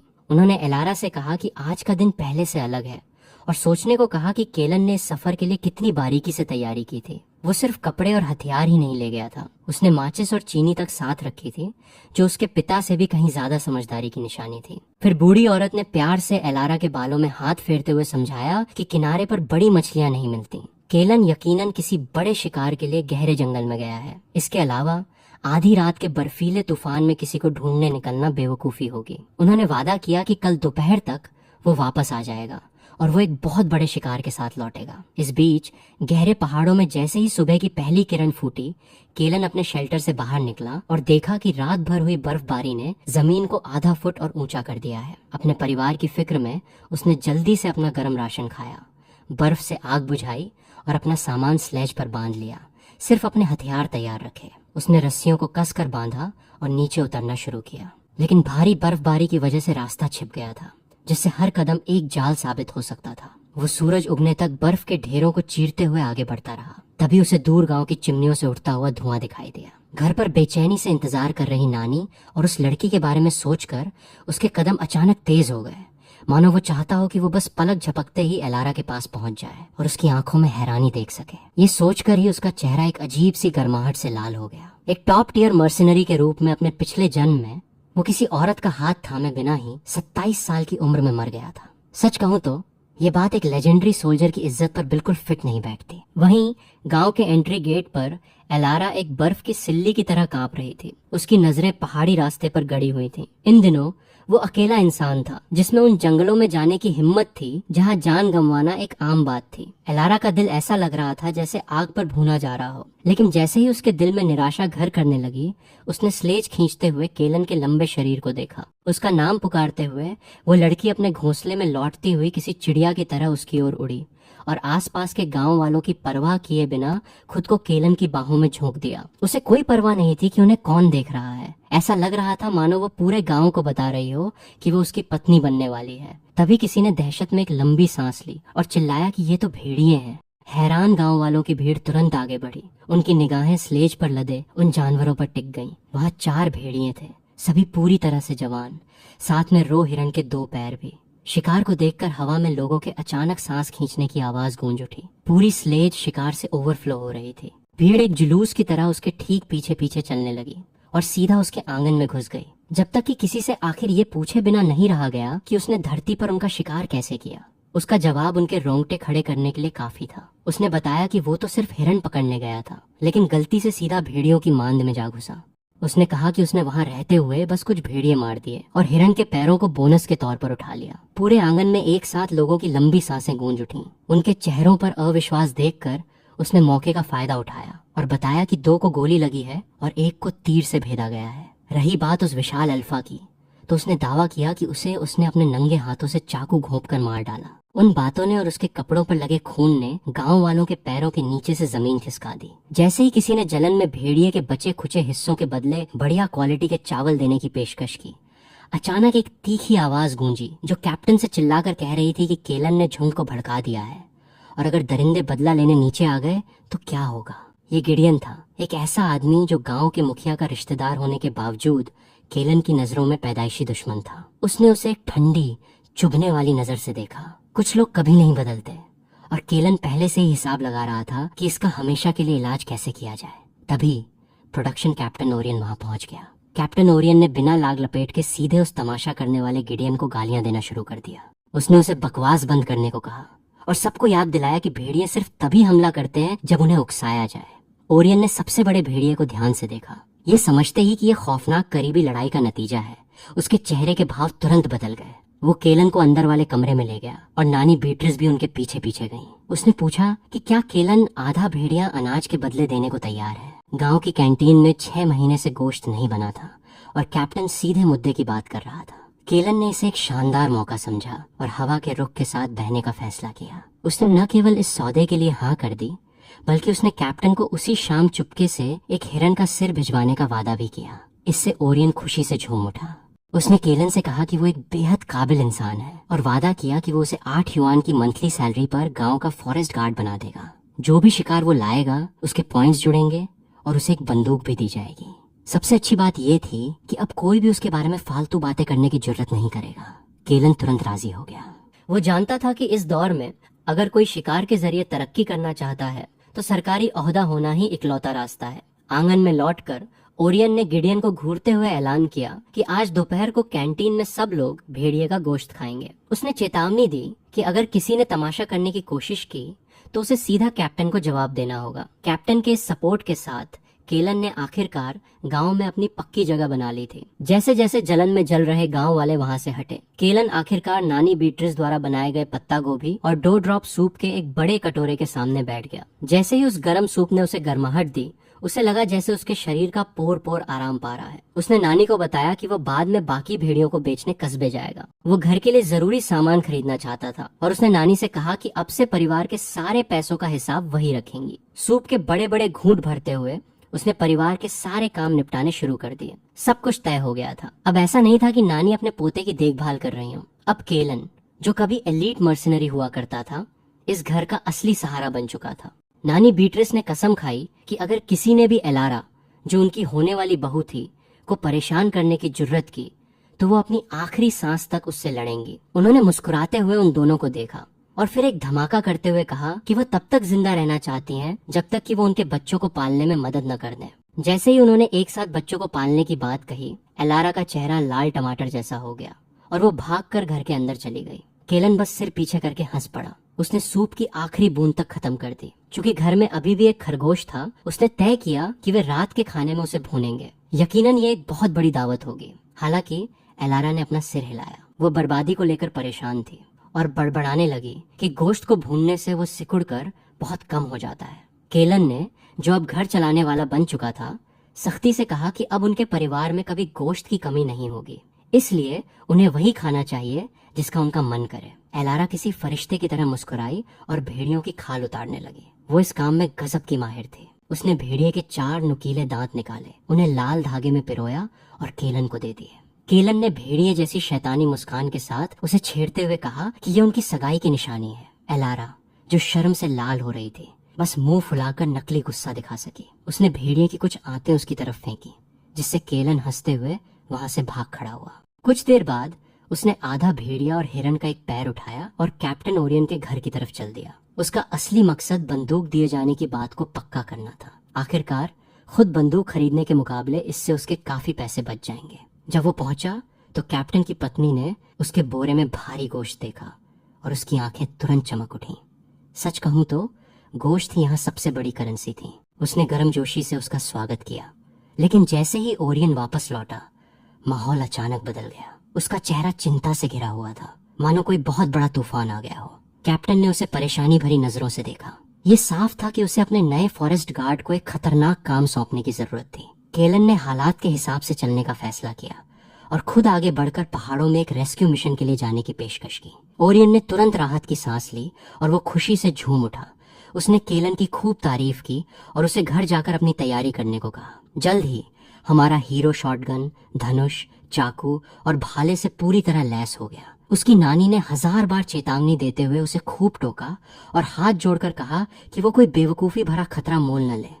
कुछ ही पलों बाद वो टीम से मिलने गांव के एंट्री गेट पर पहुंच गया। वो ओरियन और कई गांव वालों के साथ उन बर्फीली गहराइयों में उतर गया। रास्ते में कैप्टन ने इस खौफनाक हालात की सच्चाई बताई। पता चला कि 3 आदमी और 2 औरतें गायब हैं। केलन पल भर के लिए जम गया। वो ये सुनकर हैरान था कि इतने खतरनाक सफर में औरतें भी शामिल थीं। ओरियन ने एक कड़वी मुस्कान के साथ बताया कि उनमें से एक वैलेरी नाम की लड़की थी, जिसकी जिद थी कि औरतें वो हर काम कर सकती हैं जो मर्द कर सकते हैं। जंगली शिकार की तलाश में इस ग्रुप ने एक सेमी ऑटोमेटिक राइफल और 20 गोलियां उधार ली थीं। अगर उनका सामना किसी भेड़िए के झुंड से नहीं हुआ होगा तो शायद वे अभी भी जिंदा हों। केलन ने अपनी भौहें सिकोड़ी।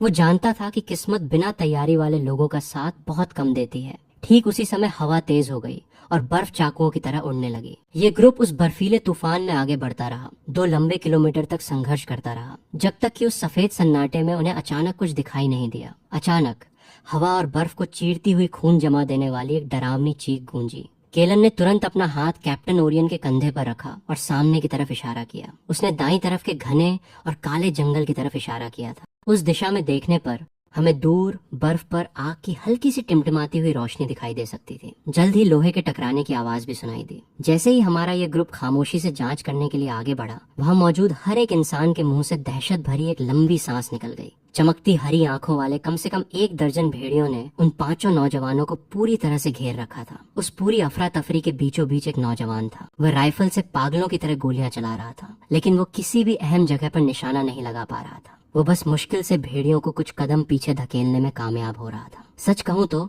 उसका निशाना बिल्कुल बकवास था। उसकी गोलियां लगभग खत्म हो चुकी थीं और वे दरिंदे किसी भी पल उन्हें चीर फाड़ कर रख देने के लिए तैयार थे। उस नाजुक सेकंड में ओरियन ने गांव वालों को गोली चलाने से रोक दिया। बहुत अंधेरा था और उसे डर था कि कहीं गलती से वे गोलियां उन नौजवानों को न लग जाएं। उसने आदेश दिया कि गोली चलाने से पहले हर कोई उनके करीब जाएगा। हालांकि केलन ने किसी इशारे का इंतजार नहीं किया। किसी शिकारी तेंदुए की तरह वो बिल्कुल अकेला ही उस भेड़ियों के झुंड में कूद पड़ा। ये देखकर ओरियन सिर्फ अपने दांत पीसकर उसके ठीक पीछे जाने के अलावा कुछ नहीं कर सका।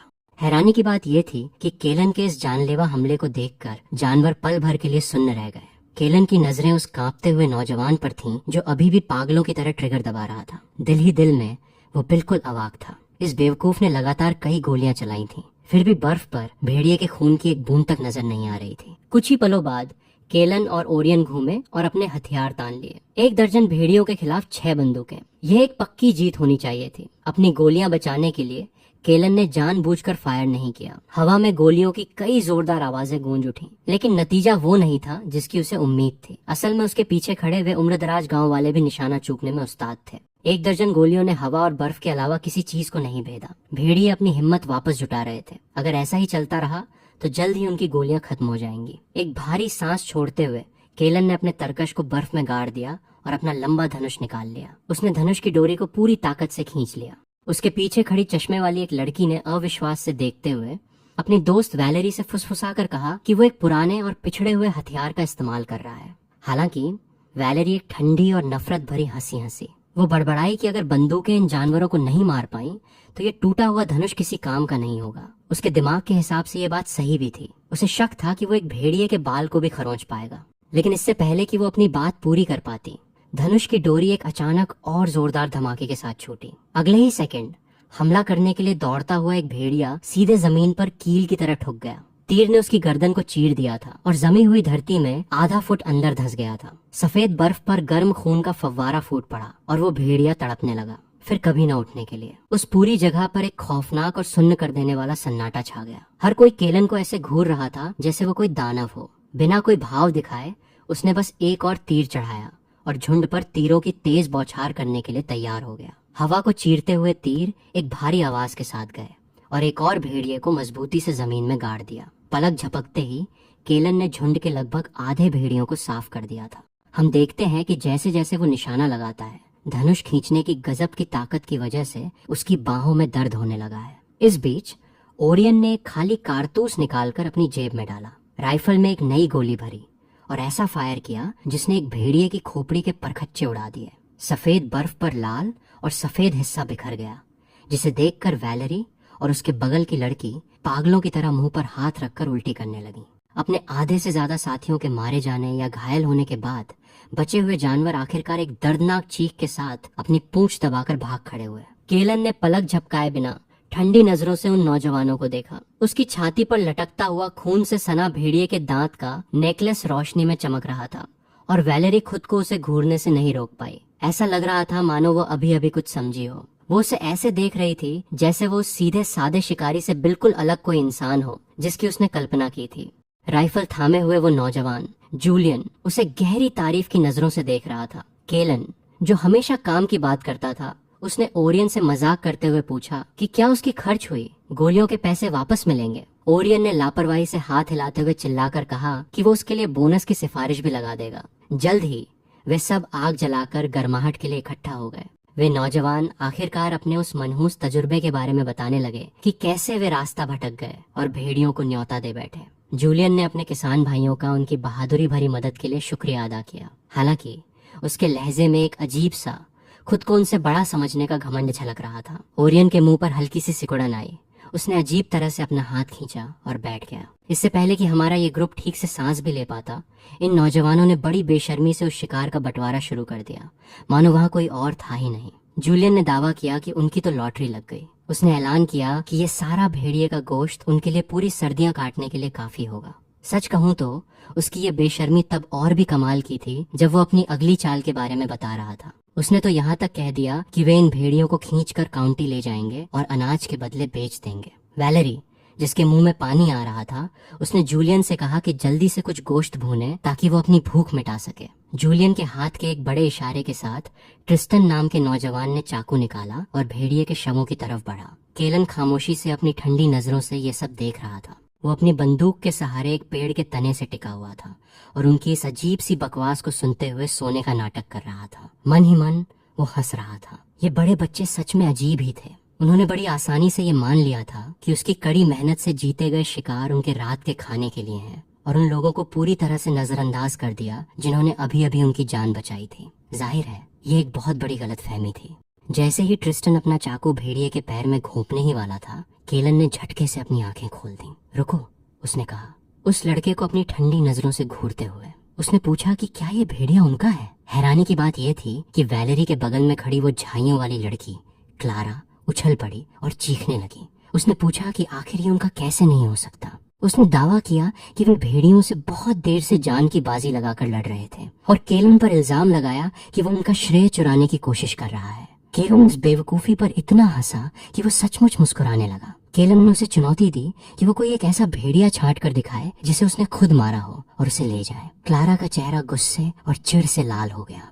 तभी जूलियन आगे आया। हवाबाजी करते हुए जूलियन ने पूछा कि क्या जरा से भुने हुए गोश्त के लिए इतना नीचे गिरना जरूरी है। केलन ने जवाब दिया कि मुद्दा खाने का नहीं बल्कि हक का है। उसने बिना किसी शराफत के उन्हें याद दिलाया कि इस जमीन पर पड़ा हर भेड़िया उसका है। इस बात पर क्लारा का पारा पूरी तरह 7वें आसमान पर पहुंच गया। वो चीखने लगी और उस पर पैसों का भूखा होने का इल्जाम लगाते हुए कहा कि वो बस तमाशा देख रहा था और माल चुराने के लिए उसने बाद में कुछ गोलियां चला दी।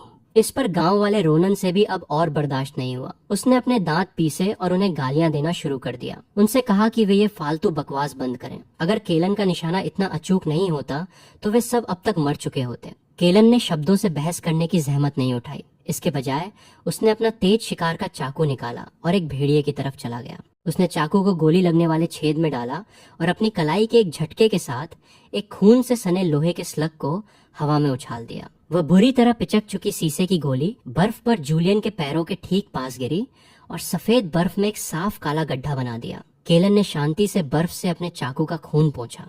उसकी निगाहें उन पढ़े लिखे नौजवानों पर गड़ी हुई थीं। उसने समझाया कि ये शॉटगन के लिए बनी एक खास गोली है। उसने पूछा कि क्या टाइप 56 राइफलें जो उन्होंने पकड़ रखी हैं वे इस तरह की गोलियां इस्तेमाल करती हैं। ये पुख्ता सबूत सामने आने के बाद वे बड़बोले नौजवान तुरंत चुप हो गए। सन्नाटे में जूलियन के चेहरे के भाव कई बार बदले, लेकिन फिर हैरानी की बात यह थी कि उसने केलन को पूरी तरह नजरअंदाज कर दिया और अपना ध्यान ओरियन पर लगा दिया। जूलियन की इतनी हिम्मत हो गई कि उसने स्थिति के बारे में ओरियन से सवाल करते हुए एक धमकी भरे और खुद को बड़ा दिखाने वाले लहजे का इस्तेमाल किया। दिल ही दिल में कैप्टन ओरियन उस लड़के के पूरे खानदान को गालियां दे रहा था। उसे यकीन नहीं हो रहा था कि उसने इन एहसान फरामोशों को बचाने के लिए अपनी जान जोखिम में डाली। खतरा टलते ही वे उसी आदमी पर टूट पड़े जिसमें दरिंदों को मारने का दम था। ओरियन ने साफ शब्दों में कह दिया कि पहाड़ के नियमों के मुताबिक ये भेड़िए केलन के हैं। उसने सीधे केलन की तरफ इशारा किया, ये साफ करते हुए कि यहाँ वही फैसला लेगा। जैसे ही जूलियन ने आगे बहस करने के लिए अपनी गर्दन अकड़ाई, 2 लोग अचानक जंगल से बाहर आए। ये 3rd ब्रिगेड के कैप्टन वेन्स थे।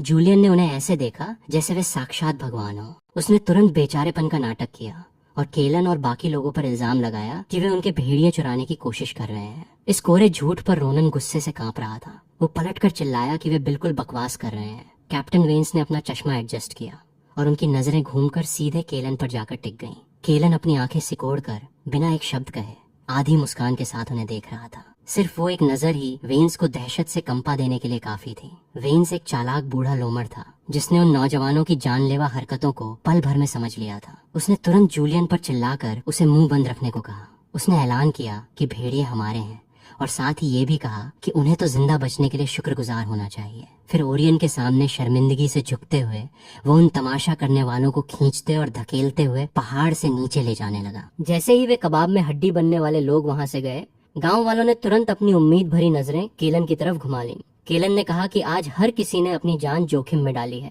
इसलिए उसने सलाह दी कि हर इंसान एक एक भेड़िया ले ले और आखिरी वाला प्रोडक्शन ब्रिगेड के लिए छोड़ दें। जैसे ही उसने आग को कुरेदा और बंटवारे का ये प्लान सामने रखा, पूरा ग्रुप खुशी से झूम उठा। सच कहूं तो ये उम्मीद से कहीं ज्यादा बड़ा ऑफर था। रोनन, जिसने कुछ देर पहले केलन का साथ दिया था, इतनी जोर से मुस्कुराया कि उसके बाहर निकले हुए दांत पूरी तरह नजर आने लगे। वो दिखने में भले ही खूबसूरत न हो, लेकिन उसका दिल बहुत साफ था। केलन के पिता ने एक बार इन्हीं पहाड़ों में उसकी जान बचाई थी और अब वो अपना कर्ज चुका रहा था। अगर जरूरत पड़ती तो वो लड़ने वाला पहला इंसान होता। केलन ने उसे थम्स अप दिया और उसके इस जज्बे की तारीफ की। ओरियन ने भी इसमें शामिल होते हुए कहा कि केलन सच में एक बहुत ही शरीफ और इज्जतदार इंसान है।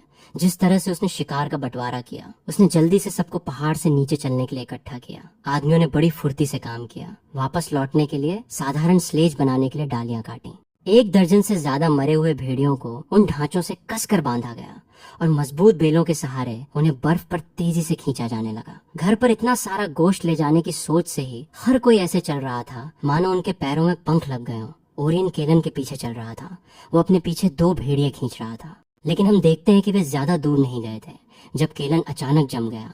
उसकी नजरें आसपास के घने काले जंगल में टिकी थीं। वहाँ कुछ था उसने धीमी और खौफनाक चेतावनी दी और जंगल में एक सन्नाटा छा गया। ओरियन ने जल्दी से अपनी टॉर्च जलाई। उसने रोशनी उस तरफ घुमाई जहां केलन इशारा कर रहा था। अगले ही पल चमकती हरी आंखों का एक जोड़ा अंधेरे में से बाहर निकल आया। तुरंत ठंडे पसीने छूट गए।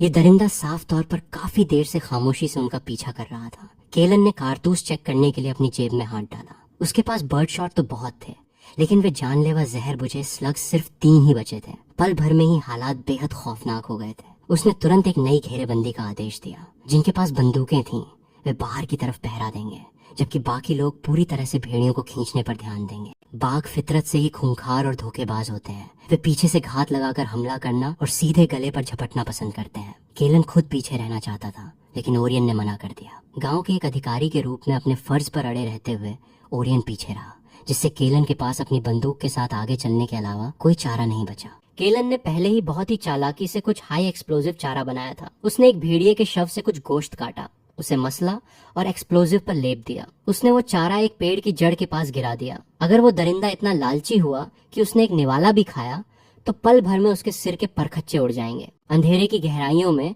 500 पाउंड से ज्यादा वजनी एक विशाल साइबेरियन बाघ एक खूंखार शिकारी की नजरों से हमारे ग्रुप को देख रहा था। जंगल के इस भूखे राजा ने भेड़ियों के खिलाफ हमारी पूरी लड़ाई देखी थी और खून और बारूद की महक उसे पागल कर रही थी। जैसे ही हम 1 किलोमीटर से भी कम आगे बढ़े, पीछे के सन्नाटे को चीरते हुए एक जोरदार धमाका हुआ। एक बड़ा धमाका बर्फीले जंगल में गूंज उठा। यह आवाज इतनी खौफनाक थी कि गांव वालों की रूह कांप गई। ओरियन अपनी पुरानी मिलिशिया ट्रेनिंग के बल पर तुरंत बर्फ के एक टीले में कूद गया। केलन को उम्मीद की एक किरण दिखी और उसने तुरंत काम शुरू किया। उसने अपनी बंदूक उठाई और धनुष से छूटे तीर की तरह धमाके की तरफ दौड़ा, लेकिन जब वो पहुंचा तो उसे वहां कुछ नहीं मिला। एक छोटे से बेकसूर पेड़ को छोड़कर जो उड़कर टुकड़े टुकड़े हो गया था, वहां बाघ का एक बाल तक नहीं था। ये एक बेहद चालाक धोखा था। अचानक मुख्य ग्रुप की तरफ से गोलियों की अफरा तफरी भरी आवाजें आने लगीं। केलन को एक झटके के साथ समझ आ गया कि एक जानवर ने उसे चकमा दे दिया है। पता चला कि इस चालाक बाघ ने गोश्त की महक तो सूंघ ली थी, लेकिन चारे के आकार पर उसे शक हो गया था। उसने अपने विशाल पंजे का इस्तेमाल करके उस फंदे को दूर धकेल दिया था। वो बारूद पेड़ से जा टकराया था। घायल होना तो दूर, दरिंदा अब उस धमाके की आवाज और गर्मी से पूरी तरह पागल हो गया था। वो घूमा और पीछे खड़े कैप्टन ओरियन पर सीधा झपट पड़ा। ओरियन ने हड़बड़ाहट में गोली चलाई, लेकिन बाघ ने उसे किसी खिलौने की तरह झटक दिया। वह बाघ पीली और काली बिजली की तरह था। इतनी तेजी से हिल रहा था कि बाकी लोग अपने हथियार तक तान नहीं सके। वे अपनी जान बचाने की मायूस कोशिश में पेड़ों के आसपास सिर्फ छटपटा रहे थे। जब केलन आखिरकार वापस पहुंचा तो नजारा दिल दहला देने वाला था। 3 राइफलों वाले कुछ बड़े आदमी किसी आवारा कुत्ते की तरह शिकार बन रहे थे। बाघ ने अब रोनन पर अपनी नजरें टिका ली थीं। रोनन जमीन पर सुन्न पड़ा था और वो जानलेवा पंजे उसके गले की तरफ बढ़ रहे थे, लेकिन ठीक उसी पल केलन ने फायर कर दिया। बाघ की फुर्ती लगभग किसी जादुई ताकत जैसी थी। जैसे ही उसने बैरल की चमक देखी, उसने गोली से बचने के लिए हवा में ही अपने विशाल शरीर को मोड़ लिया। एक हल्की सी आवाज के साथ वो जानलेवा गोली बाघ के कान को खरोंचती हुई निकल गई और इसके बजाय जमी हुई धरती में गहराई तक धंस गई। केलन के हाथ इतनी तेजी से चले कि दिखे भी नहीं। उसने एक ही झटके में बंदूक खोली और उसकी उंगली ने भाप उगलते खाली कारतूस को बाहर फेंक दिया। उसने चैम्बर में एक नया जहर बुझा स्लग घुसाया और ये पूरा रीलोड 2 सेकंड से भी कम समय में पूरा कर लिया। सच कहूँ तो ये किसी मास्टर का ही काम था। उसने ऊपर देखा तो जानवर जमीन पर उतर रहा था। उसने रोनन जैसे आसान शिकार को छोड़ दिया था। उसका फटा हुआ कान खून से लथपथ था और वो केलन के सामने खड़ा था। घाव का वो जलता हुआ दर्द जंगल के राजा को फिर से सोचने पर मजबूर करने के लिए काफी था और वो अपनी जान बचाने के लिए घने काले जंगल में उछल हो गया। हम देखते हैं कि रोनन बर्फ में धंसा हुआ है, अपनी माँ को याद करते हुए रो रहा है और हल्की रोशनी में ये साफ हो जाता है कि उस बेचारे की पैंट पहले ही गीली हो चुकी थी। खुशकिस्मती से वो किस्मत वाला इंसान था, क्योंकि उन जबड़ों से बच निकलना ही जिंदगी भर डींगे हाँकने के लिए काफी होगा। ओरियन, जिसके पैर जेली की तरह कांप रहे थे, एक बड़े पेड़ से चिपक गया और कांपते हुए पूछा कि क्या वो ठीक है। जबकि रोनन के नाक और आंखों से पानी बह रहा था, वो बड़बड़ाया कि बाघ के दांत बिल्कुल उसके माथे पर थे। केलन आगे बढ़ा, टॉर्च पकड़ी और उसे बर्फ से बाहर निकाला। ध्यान से देखने पर पता चला कि उसके मोटे कोट का पिछला हिस्सा उन विशाल पंजों के वार से बुरी तरह फट गया था। सच में बाल बाल बचे थे। ये पक्का करने के बाद कि उस आदमी की चमड़ी का एक हिस्सा भी नहीं छिदा है, केलन बाकी लोगों को देखने मुड़ा। उसकी इतनी जल्दी लौटने की वजह से वे सब सुरक्षित थे। अगर वो नहीं आता तो रोनन का काम तमाम हो चुका होता। ओरियन दहशत में चिल्लाया उसका दिल अभी भी उन 2 खूनी लड़ाइयों के खौफ से तेजी से धड़क रहा था। जिस तरह से ये आदमी केलन को देख रहे थे वो पूरी तरह से बदल चुका था। भेड़ियों के खिलाफ उसके अचूक निशाने से लेकर एक ही गोली से साइबेरियन बाघ को भगाने तक वे अब उसे अपने भगवान की तरह देखने लगे थे। केलन ने उनसे कहा कि अगर सब सलामत हैं तो उन्हें दरिंदे के वापस लौटने से पहले तुरंत पीछे हटना चाहिए। उसने बर्फ में खून के निशानों को ठंडी नजरों से देखा और बताया कि एक घायल शिकारी आमतौर पर दूसरी कोशिश करने की जरूरत नहीं करेगा। ओरियन ने पागलों की तरह सिर हिलाया मानो उसे मौत के मुंह से माफी मिल गई हो। लेकिन जब उन्होंने अपनी गोलियां चेक की तो हर किसी का दिल धक से रह गया। ओरियन के पास सिर्फ 1 दर्जन गोलियां बची थीं और बाकी लोगों के पास उससे भी कम। केलन की अपनी जेब में सिर्फ कुछ ही शॉटगन के छर्रे बचे थे। ये एक डरावना हिसाब था। उसने सोचा कि अगर कैप्टन आगे आगे चले और बीच बीच में जंगली जानवरों को दूर रखने के लिए गोली चलाता रहे तो वे पहाड़ से नीचे पहुंच सकते हैं। इतने सारे आदमियों के मरे हुए भेड़िए खींचने से कोई भी झुंड हमला करने की हिम्मत नहीं करेगा और बाघ ने शायद अपना सबक सीख लिया था। लेकिन तभी केलन रुक गया। उसने कुछ पल के लिए सन्नाटा छाने दिया। ओरियन एक समझदार आदमी था और केलन की बातों के पीछे छुपे इशारे को तुरंत समझ गया। वो जानवर भूखा था और हमारे ग्रुप से उसे एक बाल भी नहीं मिला था, तो अब वो कहाँ जाएगा? केलन ने एक ठंडी मुस्कान के साथ ये सवाल पूछा। खतरे का एहसास होते ही ओरियन की सांस अटक गई। उसकी आंखें फटी की फटी रह गईं। कैप्टन वेन्स और उन छात्रों का ग्रुप बाघ के रास्ते में ही था। वो मदद के लिए पुकारना चाहता था लेकिन उसने अपने शब्द निगल लिए। वो जानता था कि इन सुनसान पहाड़ों में वे सिर्फ केलन की ताकत पर ही भरोसा कर सकते हैं। केलन ने इस विचार पर ठंडा पानी डालने में कोई कसर नहीं छोड़ी। उसने साफ साफ कह दिया कि अब उन्हें बचाना नामुमकिन है। आखिरकार ये घना जंगल उस दरिंदे का अपना इलाका था। उसने समझाया कि जहां उन्हें बर्फ में संघर्ष करते हुए 1 घंटा लगेगा, वहीं वो जानवर उस दूरी को 10 मिनट में तय कर सकता है। जब तक वे पहुंचेंगे उन लोगों को चीर फाड़ कर हड्डियों समेत पूरा निगल लिया जाएगा। ये खौफनाक सच्चाई थी। केलन ने उन्हें तसल्ली देने के लिए बस इतना कहा कि शायद बाघ सो गया हो, लेकिन दिल ही दिल में वो सच्चाई जानता था। वो हालात को बिल्कुल साफ देख रहा था। इतना चालाक और टॉप का शिकारी आज रात की दावत कभी नहीं छोड़ेगा। दूसरे शब्दों में उसे पक्का यकीन था कि 3rd डिटैचमेंट के लोग आज रात मरने वाले हैं। ये खौफनाक काला जंगल अब उस बाघ की अपनी शिकारगाह बन चुका था। अब बस ये देखना बाकी था कि उन बेवकूफों में से कितने लोग सच में बच निकलने में कामयाब होंगे। इस बीच कई किलोमीटर दूर घने जंगल में चेचक के दागों वाली क्लारा अभी भी कैप्टन वेन्स से बेशर्मी से शिकायत कर रही थी। वो चिढ़ी हुई थी कि वेन्स ने भेड़िए का गोश्त बांट दिया। उनकी इस बेवकूफी पर वेन्स का चेहरा गुस्से से लाल हो रहा था। चीजों को और बिगाड़ते हुए वैलेरी ने हालात की गंभीरता को समझे बिना उन्हें तसल्ली देने की कोशिश की और कहा कि वे अगली बार फिर कोशिश करेंगे। जैसे ही ठंडी हवा ने वेन्स के चेहरे को छुआ, उसके अंदर का गुस्सा आखिरकार बर्दाश्त से बाहर हो गया और फूट पड़ा। वो चिल्लाया कि वे कितने घमंडी बेवकूफ हैं जो सोच रहे हैं कि कोई अगली बार होगी। अगर 3rd डिटैचमेंट ने उन्हें नहीं बचाया होता तो वे सब अब तक भेड़ियों का निवाला बन चुके होते। उसने कहा कि अगर वे कुछ और सोच रहे हैं तो वे सपने देख रहे हैं।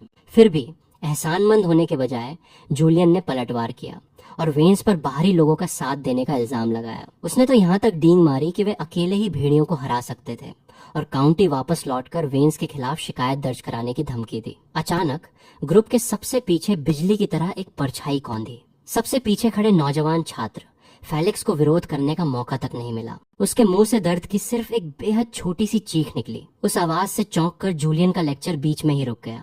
वो चिढ़कर देखने के लिए मुड़ा, लेकिन अगले ही पल उसके पैरों से लेकर सिर तक एक बर्फ सी ठंडी लहर दौड़ गई। उसके पीछे फेलिक्स गायब था। वो आदमी बस हवा में गायब हो गया था। जूलियन को कैप्टन वेन्स के लिए कांपती हुई तेज चीख निकालने में कई लंबे सेकंड लग गए। वो हकलाते हुए बोला कि फेलिक्स गायब हो गया है, कि उसने एक चीख सुनी थी, और जब वो मुड़ा तो वो लड़का पूरी तरह से गायब हो चुका था। क्लारा डर के मारे अपनी सुध बुध खो बैठी। वो बर्फ पर गिर पड़ी और जोर जोर से रोने लगी। दहशत से वेन्स का दिमाग सुन्न हो गया। वो जानता था कि उनका सामना किससे है। इस पूरी पर्वत श्रृंखला में सिर्फ उस आदमखोर बाघ में ही इतनी खौफनाक फुर्ती थी कि वो पलक झपकते ही किसी इंसान को खींच ले जाए। उसने अपनी टाइप 56 राइफल उठाई और एक तेज लोहे की आवाज के साथ बोल्ट को खींचा। उसने बिना किसी हिचकिचाहट के रात के आसमान की तरफ ट्रिगर दबा दिया और एक जोरदार धमाका पेड़ों के बीच गूंज उठा।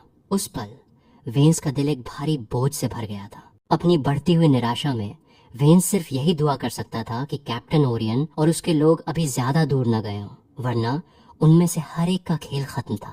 बाघ का नाम सुनते ही उन नौजवान छात्रों की हालत खराब हो गई। सच कहूं तो इसके सामने भेड़ियों का झुंड तो बस एक छोटी सी परेशानी थी। डंडा लिए एक मजबूत आदमी किसी आवारा कुत्ते से तो लड़ सकता है, लेकिन बाघ जंगल का असली राजा होता है। वो अपने जबड़े में 200 पाउंड के आदमी को दबाकर ले जा सकता है। पूरी रफ्तार से दौड़ते हुए वो अपनी स्पीड जरा भी कम नहीं करता। वैलेरी पूरी तरह से पागल हो गई। वो दहशत में चीख रही थी और वेन्स से वापस जाकर उनके दोस्त को बचाने की भीख मांग रही थी। वेन्स ने अपने दांत पीसे और पलटकर चिल्लाया कि अब बहुत देर हो चुकी है। उस दरिंदे का वार जानलेवा होता है। जैसे ही उसने फेलिक्स को दबोचा, उसने यकीनन उसका गला कुचल दिया होगा। अपनी टाइप 56 राइफलों के साथ अगर उनका निशाना किसी अहम अंग पर नहीं लगा तो वो बाघ के लिए बस एक गुदगुदी जैसा होगा। अब उनके पास सिर्फ भागने का ही रास्ता बचा था। वो बस यही उम्मीद कर सकता था कि जानवर अभी के लिए सिर्फ एक शिकार से ही संतुष्ट हो जाएगा। पागलपन की हद तक डरे हुए उस ग्रुप ने गहरे पहाड़ों में जान बचाने के लिए एक अंधी और हताश दौड़ शुरू कर दी। घुटनों तक गहरी और भारी बर्फ उनके लिए सबसे बड़ी और जानलेवा रुकावट बन गई थी। हर एक कदम के लिए उनकी बची खुची सारी ताकत की जरूरत पड़ रही थी और उनका स्टेमिना पहले ही खत्म हो रहा था। वे भूखे और थके हुए थे, फिर भी उन्हें इस बर्फीले बंजर इलाके में अपनी जान बचाने के लिए दौड़ना ही था। अब सिर्फ वेन्स और जूलियन के पास हथियार बचे थे। उनकी इकलौती टॉर्च की रोशनी पेड़ों के बीच पागलों की तरह घूम रही थी। अंदर ही अंदर वेन्स के सब्र का बांध टूट रहा था। वह इस मुसीबत में फंसने की वजह से गुस्से में था। इन बेवकूफों और उनकी फालतू भटकन की वजह से पूरी संभावना थी कि वे सब आज रात यहीं मारे जाएंगे। बर्फीली हवा उनके चेहरों पर किसी ब्लेड की तरह वार कर रही थी। इस खतरनाक दौड़ ने उनके फेफड़ों को ऐसा बना दिया था मानो उनमें सुलगते हुए अंगारे भर दिए गए हों जो किसी भी सेकंड फटने वाले हों, और उनके चारों ओर सिर्फ और सिर्फ अंधेरा था। हर परछाई में उन्हें वे खून से सने जबड़े हमला करने के लिए तैयार दिख रहे थे। एक रोंगटे खड़े कर देने वाले खौफ ने उनके बचे खुचे होश और समझ को पूरी तरह कुचल दिया था। इतनी लंबी दौड़ के बाद, जो खत्म होने का नाम ही नहीं ले रही थी, क्लारा और वैलेरी आखिरकार एक पुराने देवदार के पेड़ के सहारे गिर पड़ी। थकान से उनकी आंखें पीछे की तरफ पलट रही थीं। वे हांफते हुए बोलीं कि वे अब एक कदम भी नहीं बढ़ा सकती। उनकी सांसें किसी टूटी हुई धौंकनी की तरह चल रही थीं। जूलियन की आंखों में एक पागलपन और हताशा भरी चमक कौंधी। वो चिल्लाया कि अगर वे ऐसे ही चलते रहें तो थकान से मर जाएंगे। वेन्स, जो खुद बुरी तरह हाँफ रहा था, आखिरकार मान गया और उन्हें सिर्फ 5 मिनट आराम करने की इजाजत दी। उसने तुरंत सबको अपने कपड़ों से कपड़े की पट्टियां फाड़कर मशाल बनाने का आदेश दिया। उनके कपड़ों में बने नए छेदों से जमा देने वाली हवा अंदर घुस रही थी, सीधा उनकी हड्डियों तक पहुंच रही थी। जिंदा रहने की अपनी हताशा में हर एक छात्र ने एक पट्टी फाड़ी और उसे जला लिया। वेन्स ने सांस के लिए संघर्ष करते हुए उन्हें गालियां दी। वो चिल्लाया कि उन्हें इतनी सारी मशालों की जरूरत नहीं है। उसने उन्हें एक साथ रहने और सिर्फ 2 मशालों का इस्तेमाल करने को कहा, एक आगे और एक पीछे। अगर बाघ को आग से डर नहीं लगता तो 100 मशालें भी उन्हें नहीं बचा पाएंगी। फिर वेन्स ने खुद को सबसे खतरनाक पीछे वाली जगह पर रखने के लिए मजबूत किया और गांव वाले को आगे रास्ता दिखाने के लिए कहा। उस ग्रामीण के रास्ता साफ करते ही पूरा ग्रुप मशालें ऊंचा किए आगे दौड़ा। भागते हुए जूलियन मन ही मन बड़बड़ा रहा था कि बाघ यकीनन उनका पीछा करने की हिम्मत नहीं करेगा। हालांकि अगले ही सेकंड उसने अपना सिर घुमाया और उसकी सांस पूरी तरह से अटक गई। वहां 10 मीटर से भी कम दूरी पर उस घने अंधेरे में चमकती हरी आंखों का एक खौफनाक जोड़ा बिल्कुल उन्हीं पर टिका था। जूलियन डर के मारे अपनी सुध-बुध खो बैठा। फिर भी वह आदमी किसी तरह अपनी चीख को दबाने में कामयाब रहा। इसके बजाय उसने पागलों की तरह अपनी रफ्तार बढ़ा दी। हताशा में धक्का मुक्की करते हुए लाइन में सबसे आगे पहुंच गया। उस पल वेन्स, जो सबसे पीछे चल रहा था, अभी भी सोच रहा था कि वे सुरक्षित है, जब तक कि उसने ये नहीं देखा कि जूलियन, जो उसके ठीक बगल में था, अचानक सबसे आगे पहुंच गया है। एक खौफनाक बेचैनी पल भर में उसके पूरे शरीर में दौड़ गई। तभी उसे महसूस हुआ कि उसकी कॉलर को किसी बेहद खौफनाक ताकत ने पीछे से पकड़ लिया है। उसे पलटकर देखने का भी मौका नहीं मिला और वो उस बेतहाशा ताकत के साथ पीछे की ओर खींचता चला गया। ये पूरी तरह से एक खूंखार शिकारी का वार था। हवा में उड़ते हुए वेन्स के मुंह से एक दर्दनाक चीख निकल गई। हवा में लटकते हुए उसने अपनी टाइप 56 राइफल को अपने कंधे के ऊपर घुमाया और बिना देखे गोली चला दी। बाघ के सिर के ठीक ऊपर एक जोरदार धमाका हुआ। सच कहूं तो ये एक चमत्कार ही था कि वो ट्रिगर दबा पाया। वो जानवर, जो पहले ही गोली से अपना कान कटवा चुका था, उस आवाज से फितरती तौर पर डरता था। वो चौंक गया और उसने तुरंत अपने पंजे ढीले किए और एक तरफ कूद गया। वेन्स की पीठ जमी हुई धरती पर बहुत जोर से टकराई। उस काली परछाई की तरफ देखे बिना ही उसने अपनी मशाल पकड़ी और उसे पागलों की तरह गोल गोल घुमाने लगा। आग का वो घूमता हुआ घेरा सच में काम कर गया और बाघ को कई कदम पीछे हटना पड़ा। हम देखते हैं कि पिछली गोली के धमाके का मनोवैज्ञानिक डर आखिरकार काम आ रहा था। वो बाघ, जो फितरत से ही सतर्क था, अपने विकल्पों के बारे में सोचने लगा। आज रात पहले ही एक शिकार करने के बाद उसने तय किया कि यह खतरा मोल लेना ठीक नहीं है। वो घूमा और एक बार फिर घने पहाड़ी जंगल में ओझल हो गया। कुछ मिनटों के सन्नाटे के बाद आगे चल रहा ग्रामीण हालात का जायजा लेने के लिए वापस भागा। कांपते हुए वेंस ने बताया कि बाघ ने अभी अभी उसे दबोचने की कोशिश की थी। उन दोनों आदमियों ने अपनी बंदूकें उठाई और अंधेरे में तब तक देखते रहे जब तक कि उन्हें यकीन नहीं हो गया कि वो जानवर जा चुका है। तभी वेंस लड़खड़ाते हुए पैरों पर खड़ा हुआ और सीधे जूलियन की तरफ लपका। उसके अंदर का गुस्सा फूट पड़ा। वो चीखा कि जूलियन ने यकीनन बाघ को देखा था। ये साफ था कि उस आदमी ने बाघ को देख लिया था और अपनी जान बचाने के लिए खामोश रहा। असल में उसने बाकी लोगों को अपनी ढाल के तौर पर इस्तेमाल किया था। ये किसी भी नजरिए से एक बेहद कायरतापूर्ण हरकत थी, लेकिन जूलियन ने बस मासूमियत का नाटक करते हुए अपने हाथ फैलाए और दावा किया कि उसने कुछ नहीं देखा। वेंस, जिसकी आंखें गुस्से से लाल हो चुकी थीं, उस पर वापस दहाड़ा। उसने पूछा कि अगर जूलियन ने कुछ नहीं देखा था तो उसके बात खत्म करते ही वो भागकर सबसे आगे क्यों आ गया। हालांकि जूलियन पहले की तरह ही अपनी बात पर अड़ा रहा। उसने सच बोलने का दावा करते हुए कहा कि उसकी आंखें कमजोर हैं और ये बात हर कोई जानता है। तभी वैलेरी उसकी तरफदारी करने के लिए जल्दी से आगे आई। उसने जिद की कि वेंस जरूर कुछ ज्यादा ही सोच रहा है, क्योंकि जूलियन उस तरह का इंसान हो ही नहीं सकता। ये सुनकर वेंस के दिल में एक गहरी ठंडक बैठ गई। उसके लिए वे सिर्फ एहसान फरामोशों का एक झुंड थे। उसने उन्हें बचाने के लिए पहाड़ों में आकर अपनी जान दांव पर लगाई थी और लगभग मर ही गया था। वेंस ने अपने दांत पीसे। वो बड़बड़ाया कि ये ठीक है, सच में ठीक है। फॉर्मेशन के बारे में बिना एक शब्द कहे वो उस ग्रामीण के साथ मुड़ा और पहाड़ से नीचे की तरफ पागलों की तरह भागने लगा। वेंस के रास्ता दिखाए बिना वे नौजवान खौफ से पीले पड़ गए। वे जानते थे कि वे इन घने जंगलों से कभी नहीं बच पाएंगे, इसलिए वे अपनी जान बचाने के लिए दौड़ने लगे। वे बेतहाशा उसके साथ कदम मिलाने की कोशिश कर रहे थे, अंधेरे से दूर भागते हुए ठीक उसके पीछे पीछे चल रहे थे। बाद में हम देखते हैं कि ग्रुप सुरक्षित वापस लौट आया है।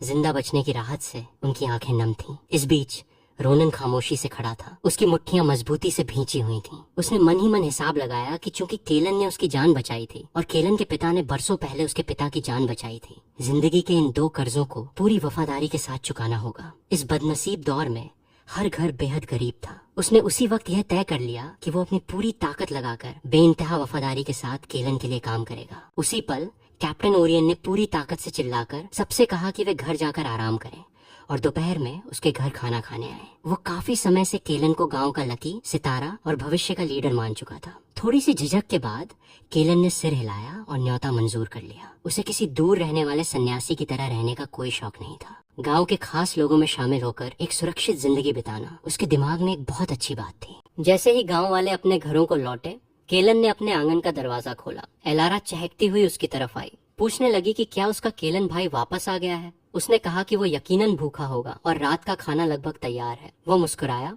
और भेड़िए के भारी शवों को आंगन में खींच लाया। उस छोटी लड़की की आंखें चमक उठीं। उसने इस बात पर हैरानी जताई कि केलन ने और भेड़िए मारे हैं और उसके शानदार हुनर की तारीफ की। अपना चेहरा धोते हुए वो हंसा और उसने बताया कि सिर्फ भेड़िए ही नहीं थे। उसने जिक्र किया कि उनका सामना एक बाघ से भी हुआ था। नानी बीट्रिस खाना लेकर बाहर आई और पूरी तरह दहशत में आकर उस दरिंदे के बारे में पूछने लगी। उन्होंने उनसे सुरक्षित रहने की भीख मांगी। उसने अपना चेहरा पोंछते हुए बहुत आराम से जवाब दिया कि सब ठीक है। बाघ ने लगभग रोनन को दबोच ही लिया था, लेकिन उसने एक ही गोली से उसे डराकर भगा दिया। तभी उसे याद आया कि उसकी गोलियां खत्म हो रही थीं। उसने तय किया कि रात के खाने के बाद उसे कुछ और सामान के लिए मर्सर को खोजना पड़ेगा। वो मेज पर बैठ गया जहां भाप निकलते हुए बंस, दलिया और कटे हुए रो हिरन के गोश्त के साथ खुशबूदार मीट सॉस का एक बड़ा कटोरा रखा था।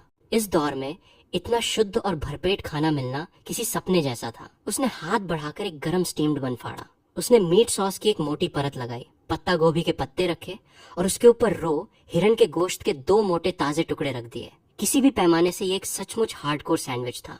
एक देसी सैंडविच पल भर में तैयार हो गया। उसने एक बड़ा सा निवाला लिया, गोश्त के फैट और खुशबू का मजा लेते हुए जो उसके मुंह में भर गए थे। स्वाद का एक धमाका हुआ और उसे एक गहरी संतुष्टि का एहसास हुआ। इसके बाद उसने गरम और गाढ़े दलिया का एक घूंट लिया। वो गर्माहट उसके पूरे शरीर में फैल गई।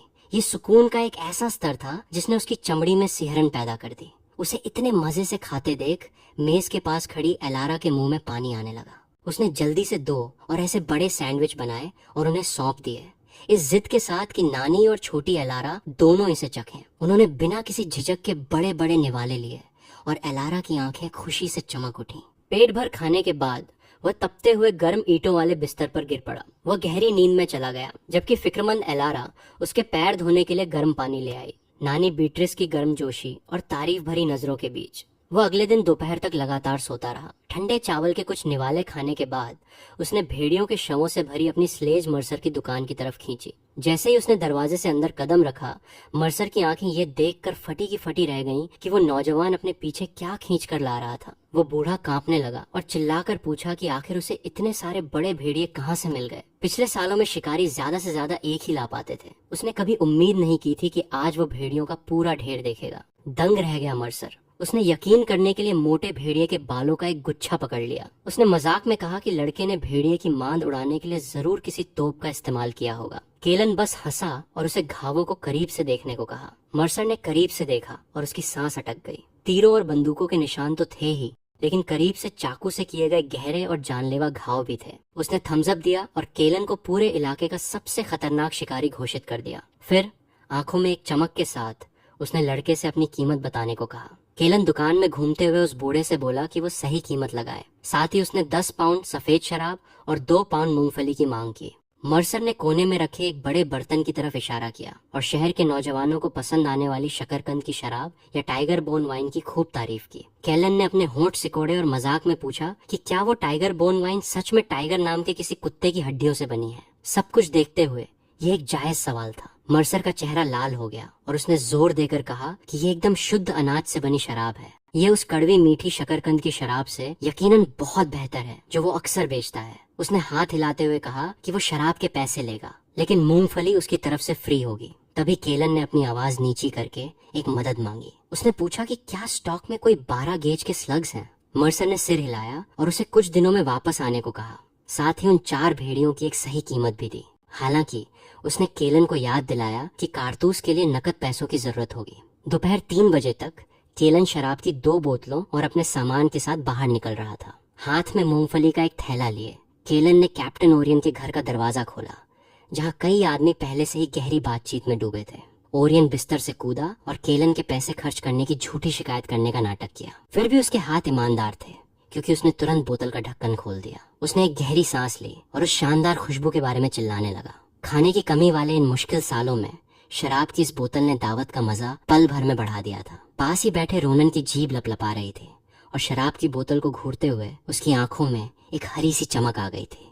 ओरियन की पत्नी मोटे कटोरे का एक ढेर ले आई और उबले हुए भेड़िए के गोश्त का एक भाप निकलता हुआ बर्तन आने से पहले उसने सबके लिए थोड़ा थोड़ा नाप कर डाल दिया। गोश्त के साथ मोटे आटे की रोटियां और मसालेदार पत्ता गोभी परोसी गई थी। ऐसी सर्दियों में जब भूख से मरना एक आम बात थी, ये एक ऐसी दावत थी जिसके बारे में सोचा भी नहीं जा सकता था। और फिर भी हम देखते हैं कि वे अपना पेट गोश्त से भर रहे हैं और छक्कर पी रहे हैं। उस पल ओरियन ने अपना कटोरा उठाया और केलन की तरफ देखा। उसने ऐलान किया कि उनके पहाड़ों के सफर के दौरान केलन सचमुच उन सबकी जिंदगियों को मौत के मुंह से खींच लाया था। रोनन ने पागलों की तरह सिर हिलाया और चिल्लाया कि अगर उसका मसीहा नहीं होता तो वो बाघ का निवाला बन गया होता। केलन बस मुस्कुराया और उसने अपने भाइयों के साथ कटोरे टकराए। उसने कहा कि गांव के अपनों के बीच ऐसी औपचारिकता की कोई जरूरत नहीं है। उन्होंने बड़ी शान से टोस्ट किया, लेकिन उस कीमती शराब को अपने होठों से बहुत सावधानी से पिया। ओरियन दहाड़ा कि हर कोई पेट भर कर खाए। हालांकि उसने खुद को एक समझदार इंसान दिखाने के लिए सिर्फ एक मूंगफली उठाई। बाकी लोग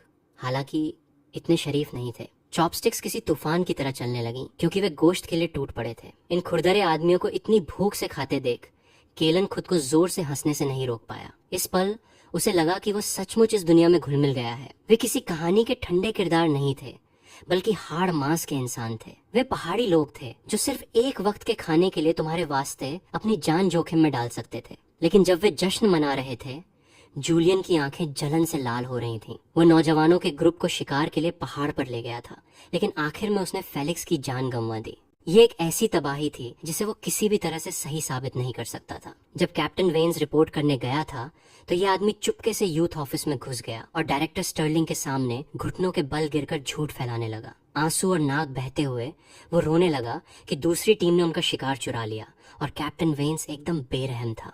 उसने दावा किया कि उन्हें बिना आराम किए रात भर चलने के लिए मजबूर किया गया, जिसकी वजह से फेलिक्स की मौत हो गई।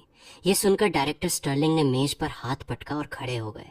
डायरेक्टर ने इसे कानून तोड़ना बताया और वादा किया कि संगठन इसकी पूरी जांच करेगा और उसे इंसाफ दिलाएगा। उसने जूलियन को कैंटीन में खाना खाने भेजा, जबकि उसने लाश ढूंढने के लिए आदमी रवाना किए। ये सुनकर जूलियन को बहुत राहत मिली। पूरी तरह से बेफिक्र होकर जूलियन कैंटीन की ओर भागा और किसी भूखे भूत की तरह उबले हुए टोफू और नूडल्स का एक बड़ा कटोरा कुछ ही मिनटों में चट कर गया। इस बीच कम्यून कंपाउंड में वापस वेन्स बहुत देर तक इंतजार करने के बाद आखिरकार कम्यून सेक्रेटरी से मिलने का समय ले पाया। उसने एक भी बात छिपाने की हिम्मत नहीं की, पूरी घटना के बारे में बताया और कहा कि कैसे कैप्टन ओरियन की टीम ने असल में उनकी जान बचाई थी। मन ही मन वो बुरे से बुरे नतीजे के लिए तैयार था, भले ही इसका मतलब उसे अपने प्रोडक्शन कैप्टन के पद से हाथ धोना पड़े। और उसने अगले दिन दूसरी टीम के पास जाने की योजना बनाई। वो ओरियन को चेतावनी देना चाहता था और खुद मिलकर उसका शुक्रिया अदा करना चाहता था। लेकिन अचानक वेन्स के दिमाग में आंगन की एक पुरानी याद कौंधी। उसे याद आया कि उसने जूलियन को चुपके से कहीं जाते देखा था और ये समझते ही उसकी रीढ़ की हड्डी में एक ठंडी सिहरन दौड़ गई कि क्या हो रहा है। वह तुरंत समझ गया कि वह कायर इल्जाम को वेन्स और दूसरी टीम पर डालने के लिए यूथ ऑफिस गया होगा। सच कहूँ तो उसे हैरानी नहीं हुई। ये अच्छा हुआ कि उसने सेक्रेटरी से मिलने में देरी नहीं की। इन दिनों में जो पहले बोलता है वही कहानी और नतीजे पर कंट्रोल करता है। उन नौजवानों को पहले से ही इस बात की खुन्नस थी कि दूसरी टीम ने भेड़िए का गोश्त नहीं बांटा और जान बचाने के लिए एहसानमंद होना तो उनके दिमाग में आखिरी बात थी। वेन्स अपनी जान की शर्त लगा सकता था कि जूलियन जैसा एक एहसान फरामोश भेड़िया दुनिया के तबाह होने पर भी अपने हाथ साफ रखने के लिए कुछ भी करेगा। हम अब वापस कैप्टन ओरियन के घर लौटते हैं, जहां खाना खत्म हो चुका है और माहौल में शराब और भाईचारे की गर्माहट घुल चुकी है। ओरियन ने अपनी छाती थपथपाई और केलन को यकीन दिलाया कि उसके फॉरेस्ट रेंजर के कागज कुछ ही दिनों में तैयार हो जाएंगे और ब्रिगेड में किसी की भी शिकायत करने की हिम्मत नहीं होगी। वो करीब झुका और फुसफुसाते हुए कहा कि बंदूक के मामले में वो खुद केलन के लिए एक टॉप क्वालिटी की राइफल चुनने कम्यून जाएगा। केलन मुस्कुराते हुए राजी हो गया। वो अच्छी तरह जानता था कि ओरियन अब उसे एक भाई की तरह मानता है, जिसने मौत को करीब से देखा हो, जो यकीनन सब कुछ बदल देता है। जैसे ही बाकी गांव वाले अपनी ड्रिंक खत्म करके घर चले गए, केलन जानबूझकर पीछे रुक गया, क्योंकि उसे कैप्टन से अकेले में कुछ बात करनी थी। उसने पूछा कि उसे गाँव के पास बड़े रो हिरन कहाँ मिल सकते हैं, इस बात से अनजान कि यह सीधा सादा सवाल एक बहुत ही मुनाफेदार मौके की तरफ ले जाएगा। ओरियन, जिसका चेहरा शकरकंद की शराब के 2 कटोरों से लाल हो चुका था, उसने गांव के पार पश्चिम की ओर और गहरे पहाड़ों में 10 किलोमीटर दूर इशारा किया। उसने एक बड़ी झील का जिक्र किया जो आधा मीटर मोटी बर्फ से जमी हुई थी। यह सुनकर केलन उत्साहित हो गया, क्योंकि उसे मर्सर की बताई बातें याद आ गईं। उस बूढ़े आदमी के पास सच में हर जगह कनेक्शन थे, जो काउंटी के सरकारी रेस्टोरेंट और स्टील मिल जैसे बड़े क्लाइंट्स के साथ एक दिलेरी भरा बिजनेस चला रहा था। न सिर्फ रेस्टोरेंट ने केलन द्वारा शिकार किए गए भेड़िए का गोश्त ऊंची कीमत पर खरीदा था, बल्कि अब एक नई उम्मीद भी नजर आने लगी थी। स्टील मिल के लीडर्स अभी भी नए साल के सामान के लिए पागलों की तरह भटक रहे थे और किसी को नहीं पता था कि मर्सर पहले ही अपने सारे पत्ते खोल चुका है। उसने वादा किया था कि जब तक माल की क्वालिटी अच्छी होगी, कीमत पर बात हो सकती है। यही वजह है कि केलन ने बर्फ में मछली पकड़ने पर अपनी नजर गड़ाई। प्लान सुनने के बाद ओरियन बिल्कुल नहीं झिझका। उसने उसे कल गोदाम से जाल और बर्फ तोड़ने वाली छेनियां लेने को कहा। फिर उसके चेहरे पर चिंता छा गई। उसने चेतावनी दी कि पिछले साल वहाँ कोई डूब गया था और पहाड़ी शिकारियों से हमेशा बचकर रहना चाहिए। फिर उसने एक कैबिनेट की छिपी हुई जगह में हाथ डाला। उसने एक टाइप 53 कार्बाइन और गोलियों की एक पुरानी बेल्ट निकाली और उसे सौंपते हुए कहा कि चूंकि लड़का अचूक निशानेबाज है, इसलिए वो इसे उधार ले सकता है। सिर्फ 9 गोलियां ही बची थीं, इसलिए उसे सावधान रहना होगा। केलन ने राइफल ले ली। उसका लंबा शरीर हरे रंग के एक पट्टे से लटक रहा था। ये एक लेजेंडरी हथियार था जो खून का प्यासा था। इसके दाईं ओर एक तिकोना संगीन लगा था जो सिर्फ एक वार में ही जानलेवा था। सच कहूं तो ये एक दानव था। एक पूर्व एलीट निशानेबाज के तौर पर 500 मीटर की मारक क्षमता वाले इस हथियार के पास होने से केलन की लड़ने की ताकत आसमान छूने लगी थी। उसे आखिरकार लगा कि वो सच में तैयार है। अगली सुबह जल्दी उसने अपने औजार उठाए और रोनन का गेट खोल दिया, जहां उसकी पत्नी आंगन में भेड़िए की खाल सुखाने में व्यस्त थी। जैसे ही उसने उसे देखा, उसका जोश इतना ज्यादा था कि वो सचमुच उसकी पूजा करना चाहती थी। आखिरकार भेड़ियों के खिलाफ उसकी अकेले की लड़ाई एक कहानी बन चुकी थी। उसके कारनामों ने आसपास के हर शिकारी को पूरी तरह से दंग कर दिया था। उसने घर के अंदर आवाज लगाई और रोनन को पहाड़ों में अपने साथ चलने को कहा। वे क्या करने वाले हैं ये पूछे बिना ही रोनन ने अपना शिकार वाला चाकू अपनी बेल्ट में फंसाया, अपने दस्ताने उठाए और ठंड में बाहर भाग आया। कुछ ही समय में दोनों बर्फीली हवाओं का सामना करते हुए, जंगलों से ढकी कई चोटियों को पार करते हुए उस विशाल जमी हुई झील तक पहुंच गए।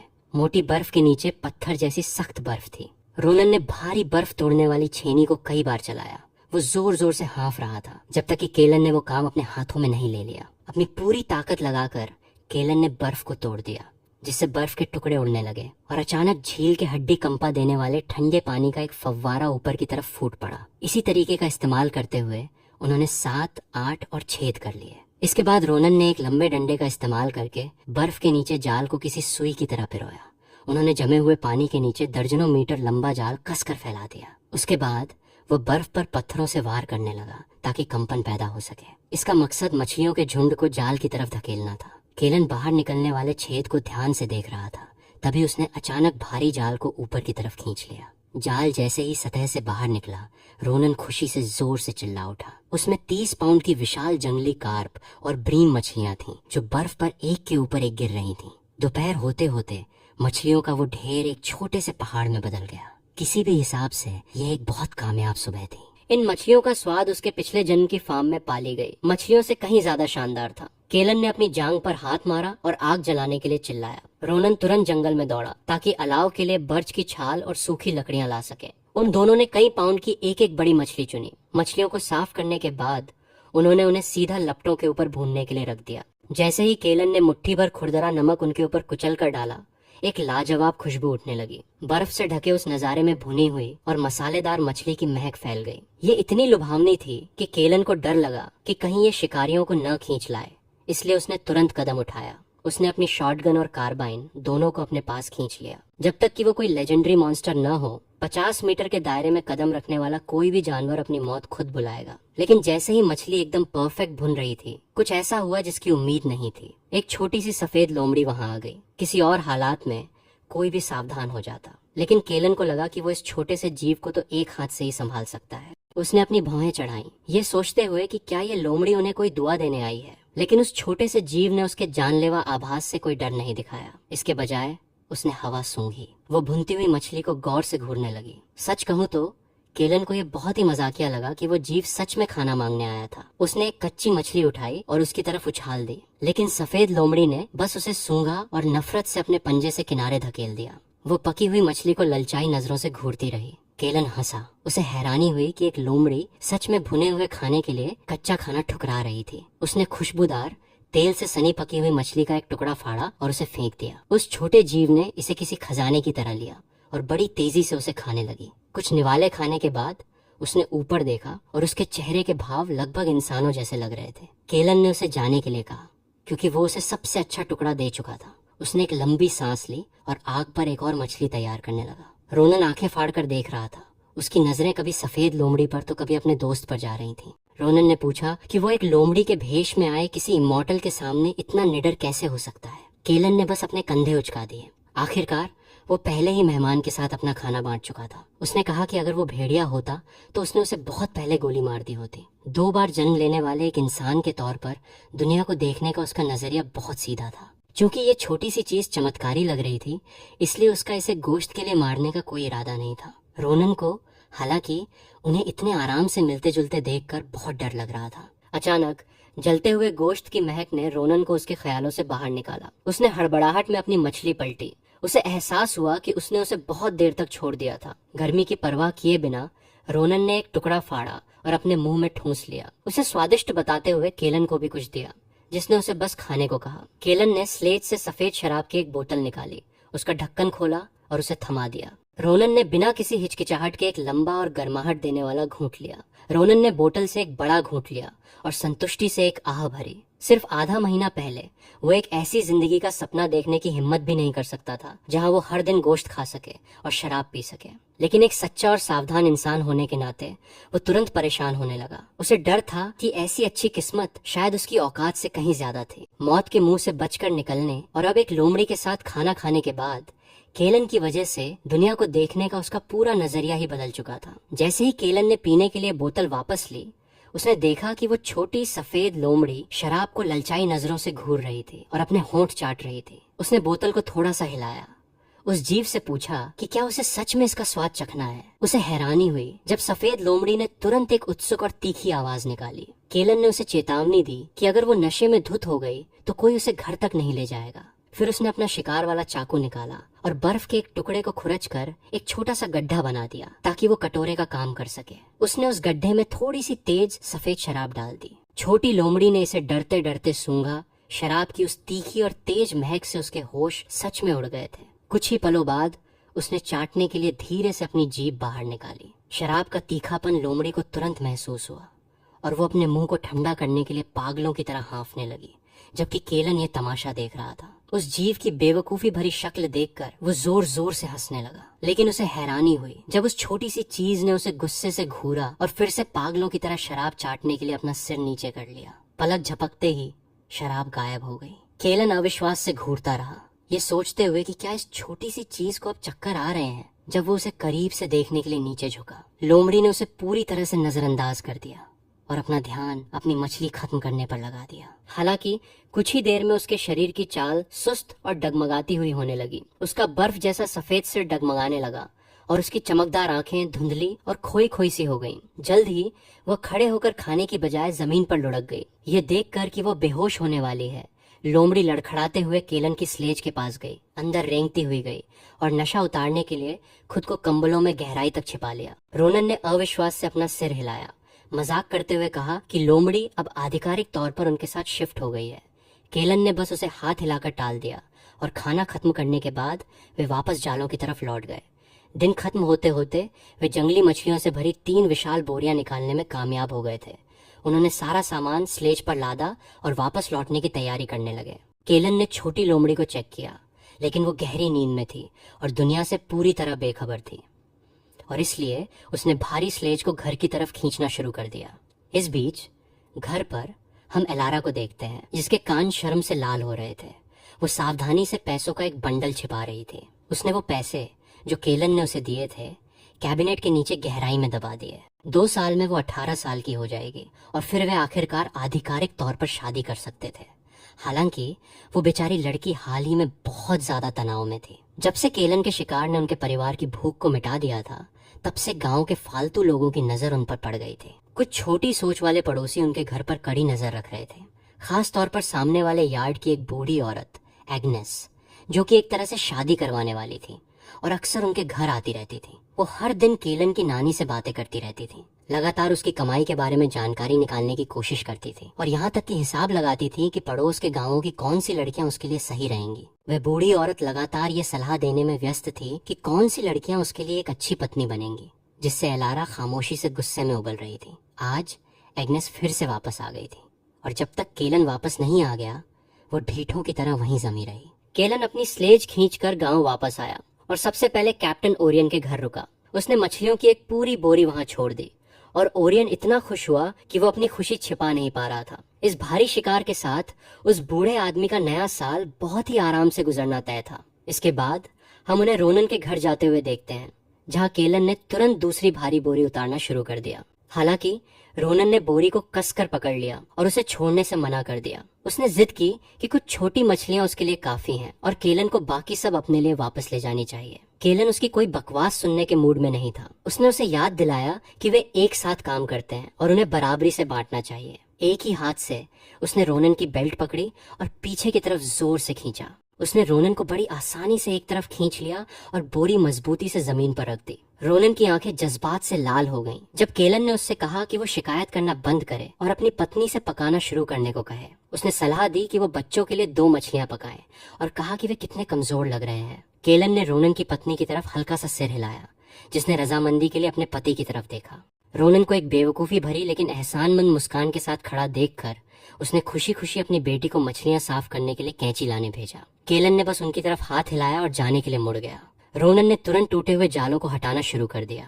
उसने शाम को उन्हें साफ करने और सुधारने का मन बना लिया था। वे पहले ही आने वाले कुछ दिनों का पूरा फायदा उठाने का फैसला कर चुके थे। प्लान था कि जितना हो सके उतना शिकार किया जाए, खाने के लिए काफी रखकर बाकी सब नकद पैसों के लिए बेच दिया जाए। अब तक सफेद लोमड़ी बहुत पहले ही जाग चुकी थी, हालांकि वो अभी भी कंबलों में छिपी हुई थी। रोनन के परिवार ने उस मेहमान पर ध्यान भी नहीं दिया था, लेकिन जैसे ही केलन ने स्लेज को अपने आंगन में खींचा, छोटी लोमड़ी नीचे कूद पड़ी और खुशी से गोल गोल घूमने लगी। एलारा का उतरा हुआ चेहरा उसे देखते ही एक चमकदार मुस्कान में बदल गया। उसकी नानी और एग्नेस भी शिकार से लौट रहे केलन का स्वागत करने बाहर आई। एग्नेस ने कभी केलन को इतने भारी शिकार के साथ लौटते हुए नहीं देखा था। जई के दलिया की रोज की डाइट वाले इंसान के लिए इतने सारे ताजे खाने का नजारा हैरान कर देने वाला था। मछली की तेज महक उसके लिए बर्दाश्त करना लगभग नामुमकिन था।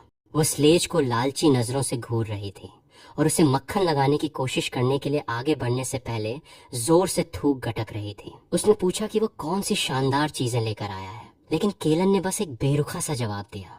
सच कहूं तो उसे इस दूसरों के मामलों में दखल देने वाली बूढ़ी औरत के लिए बिल्कुल कोई इज्जत नहीं थी। उसका ये ठंडा रवैया देखकर उसने बेशर्मी से सीधे मुद्दे की बात की। उसने पास के गांव की एक भतीजी का जिक्र किया जो एक डांस मंडली का हिस्सा थी और उन्हें मिलाने की पेशकश की। केलन अपनी जगह पर जम गया। इस पेशकश की बेशर्मी से पूरी तरह दंग रह गया। उसने अपनी नानी और एलारा का रिएक्शन देखने के लिए उनकी तरफ देखा। दोनों बूढ़ी और जवान औरतें एक साथ चिढ़कर अपनी आंखें घुमा रही थीं। खास तौर पर एलारा तो इस सरासर नाइंसाफी पर रोने ही वाली थी। ऐसा लग रहा था कि इस पड़ोसन को यह एहसास भी नहीं था कि केलन की पहले से ही एक मंगेतर है। उसने बहस करने की जहमत भी नहीं उठाई, बस बोरी को खींचकर स्टोर हाउस में ले गया और अपनी राइफल रख दी। उसने एलारा को आवाज लगाई और पूछा कि क्या रात का खाना तैयार है, क्योंकि वो भूख से मर रहा था। फिर उसने पीछे मुड़कर एग्नेस की तरफ देखा और यूं ही पूछ लिया कि क्या वो भी उनके साथ खाना खाना चाहेगी। नॉर्थ ईस्ट में किसी को रात के खाने के लिए रुकने के लिए कहना आमतौर पर सिर्फ एक शिष्टाचार होता है और कोई भी समझदार इंसान अब तक चला गया होता। लेकिन ये बूढ़ी औरत तो किसी जिद्दी भूत की तरह पीछे पड़ी थी। वो उसे अपनी भतीजी का विचार बेचने की जिद करते हुए दबाव डालती रही। हालांकि ठीक उसी पल एग्नेस के मुंह से खून जमा देने वाली एक चीख निकली। उस आवाज ने घर में मौजूद हर किसी को डरा दिया। उसकी दहशत भरी नजरों का पीछा करते हुए नानी और एलारा ने भी अपने सामने का नजारा देखकर अपनी सांसें रोक ली। वहाँ बर्फ जैसी सफेद लोमड़ी बैठी थी जो जमीन पर बैठकर उन्हें अपनी तेज और खौफनाक नजरों से घूर रही थी। वो बूढ़ी औरत हकलाते हुए बोली कि एक लोमड़ी जैसी इमॉर्टल घर में कैसे आ गई। सफेद लोमड़ी एग्नेस की तरफ मुड़ी और उसके पहले वाले प्यारे से भाव गायब हो गए और उसने एक खूंखार गुर्राहट के साथ अपने दांत निकाल लिए। दहशत में बूढ़ी औरत ने माफी की भीख मांगी। दुआ करते हुए अपने दोनों हाथ जोड़कर वो लोमड़ी के सामने झुकी और पीछे हटती गई और आखिर में दीवार के सहारे धुएं के गुबार की तरह वहां से भाग खड़ी हुई। ये देखकर एलारा ने राहत की एक लहर महसूस की। डरना तो दूर, उसे लगा कि लोमड़ी ने उस अनचाही मेहमान को डराकर भगाकर उस पर बहुत बड़ा एहसान किया है। अपना काम खत्म करने के बाद सफेद लोमड़ी एक मुस्कान के साथ वापस नानी और एलारा की तरफ मुड़ी। उसने कुछ बहुत ही समझदार और छोटी छोटी चहचहाने वाली आवाजें निकाली जो बेहद प्यारी लग रही थीं। केलन हंसा और उन्हें बताया कि उसे मछली पकड़ते समय जंगल में ये छोटा सा जीव मिला था। उसने उन्हें बताया कि ये इंसानों से नहीं डरती और उसने तो उससे मछली भी मांगी थी। लेकिन जैसा कि बाद में पता चला, इस छोटी सी चीज को शराब बिल्कुल बर्दाश्त नहीं हुई और कुछ ही घूंट के बाद ये उसके कंबलों में बेहोश हो गई। चूंकि ये नशे में थी, उसने बस इसे घर लाने का फैसला किया। नानी की आंखें सदमे से चौड़ी हो गईं। उन्होंने उसे इतना बेवकूफ लड़का कहा जो ऐसे जीव को घर में ले आया। केलन हालांकि इस स्थिति से बिल्कुल बेपरवाह लग रहा था। वो शांत रहा, यहाँ तक कि जब उसकी नानी उसे डांटने के लिए तैयार लग रही थी। उन्होंने कड़क आवाज में पूछा कि वो इसके साथ क्या करने की सोच रहा है। उन्हें डर था कि कहीं वो इसे खाने की कोशिश न करे। उसने कहा कि ये काफी समझदार लग रही है, इसलिए उसने सोचा कि क्यों न इसे बस एक पालतू जानवर की तरह ही रख लिया जाए। ये सुनकर एलारा अपनी खुशी को और नहीं रोक पाई और लोमड़ी के सिर को सहलाने के लिए आगे बढ़ी। उसकी खुशी का ठिकाना नहीं रहा जब सफेद लोमड़ी ने उसे काटने की कोशिश नहीं की। इसके बजाय उसने प्यार से एलारा की हथेली पर अपना मुंह रगड़ा। अपनी आंखों में चमक के साथ उस नौजवान लड़की ने उसी वक्त अपनी नई दोस्त का नाम स्नो रखने का फैसला किया। नानी का चेहरा चिंता से सिकुड़ गया। उन्होंने चेतावनी दी कि किसी संभावित आत्मा को इतना साधारण सा नाम न दें। आमतौर पर लोग आत्मा को अपने घर में बुलाने के लिए रस्में निभाते हैं, लेकिन इस मामले में लोमड़ी खुद ही घर में रहने आ गई थी। हालांकि अब तीर कमान से निकल चुका था और हम देखते हैं कि स्नो एलारा के साथ खुशी से खेल रही है। नानी समझ गई कि वो इसे रोकने में बेबस है। वो किसी लोमड़ी जैसी आत्मा को ठंड में तो बाहर नहीं निकाल सकती थी, इसलिए वो बस धीमी आवाज में कुछ प्रार्थनाएं ही बड़बड़ा सकती थी।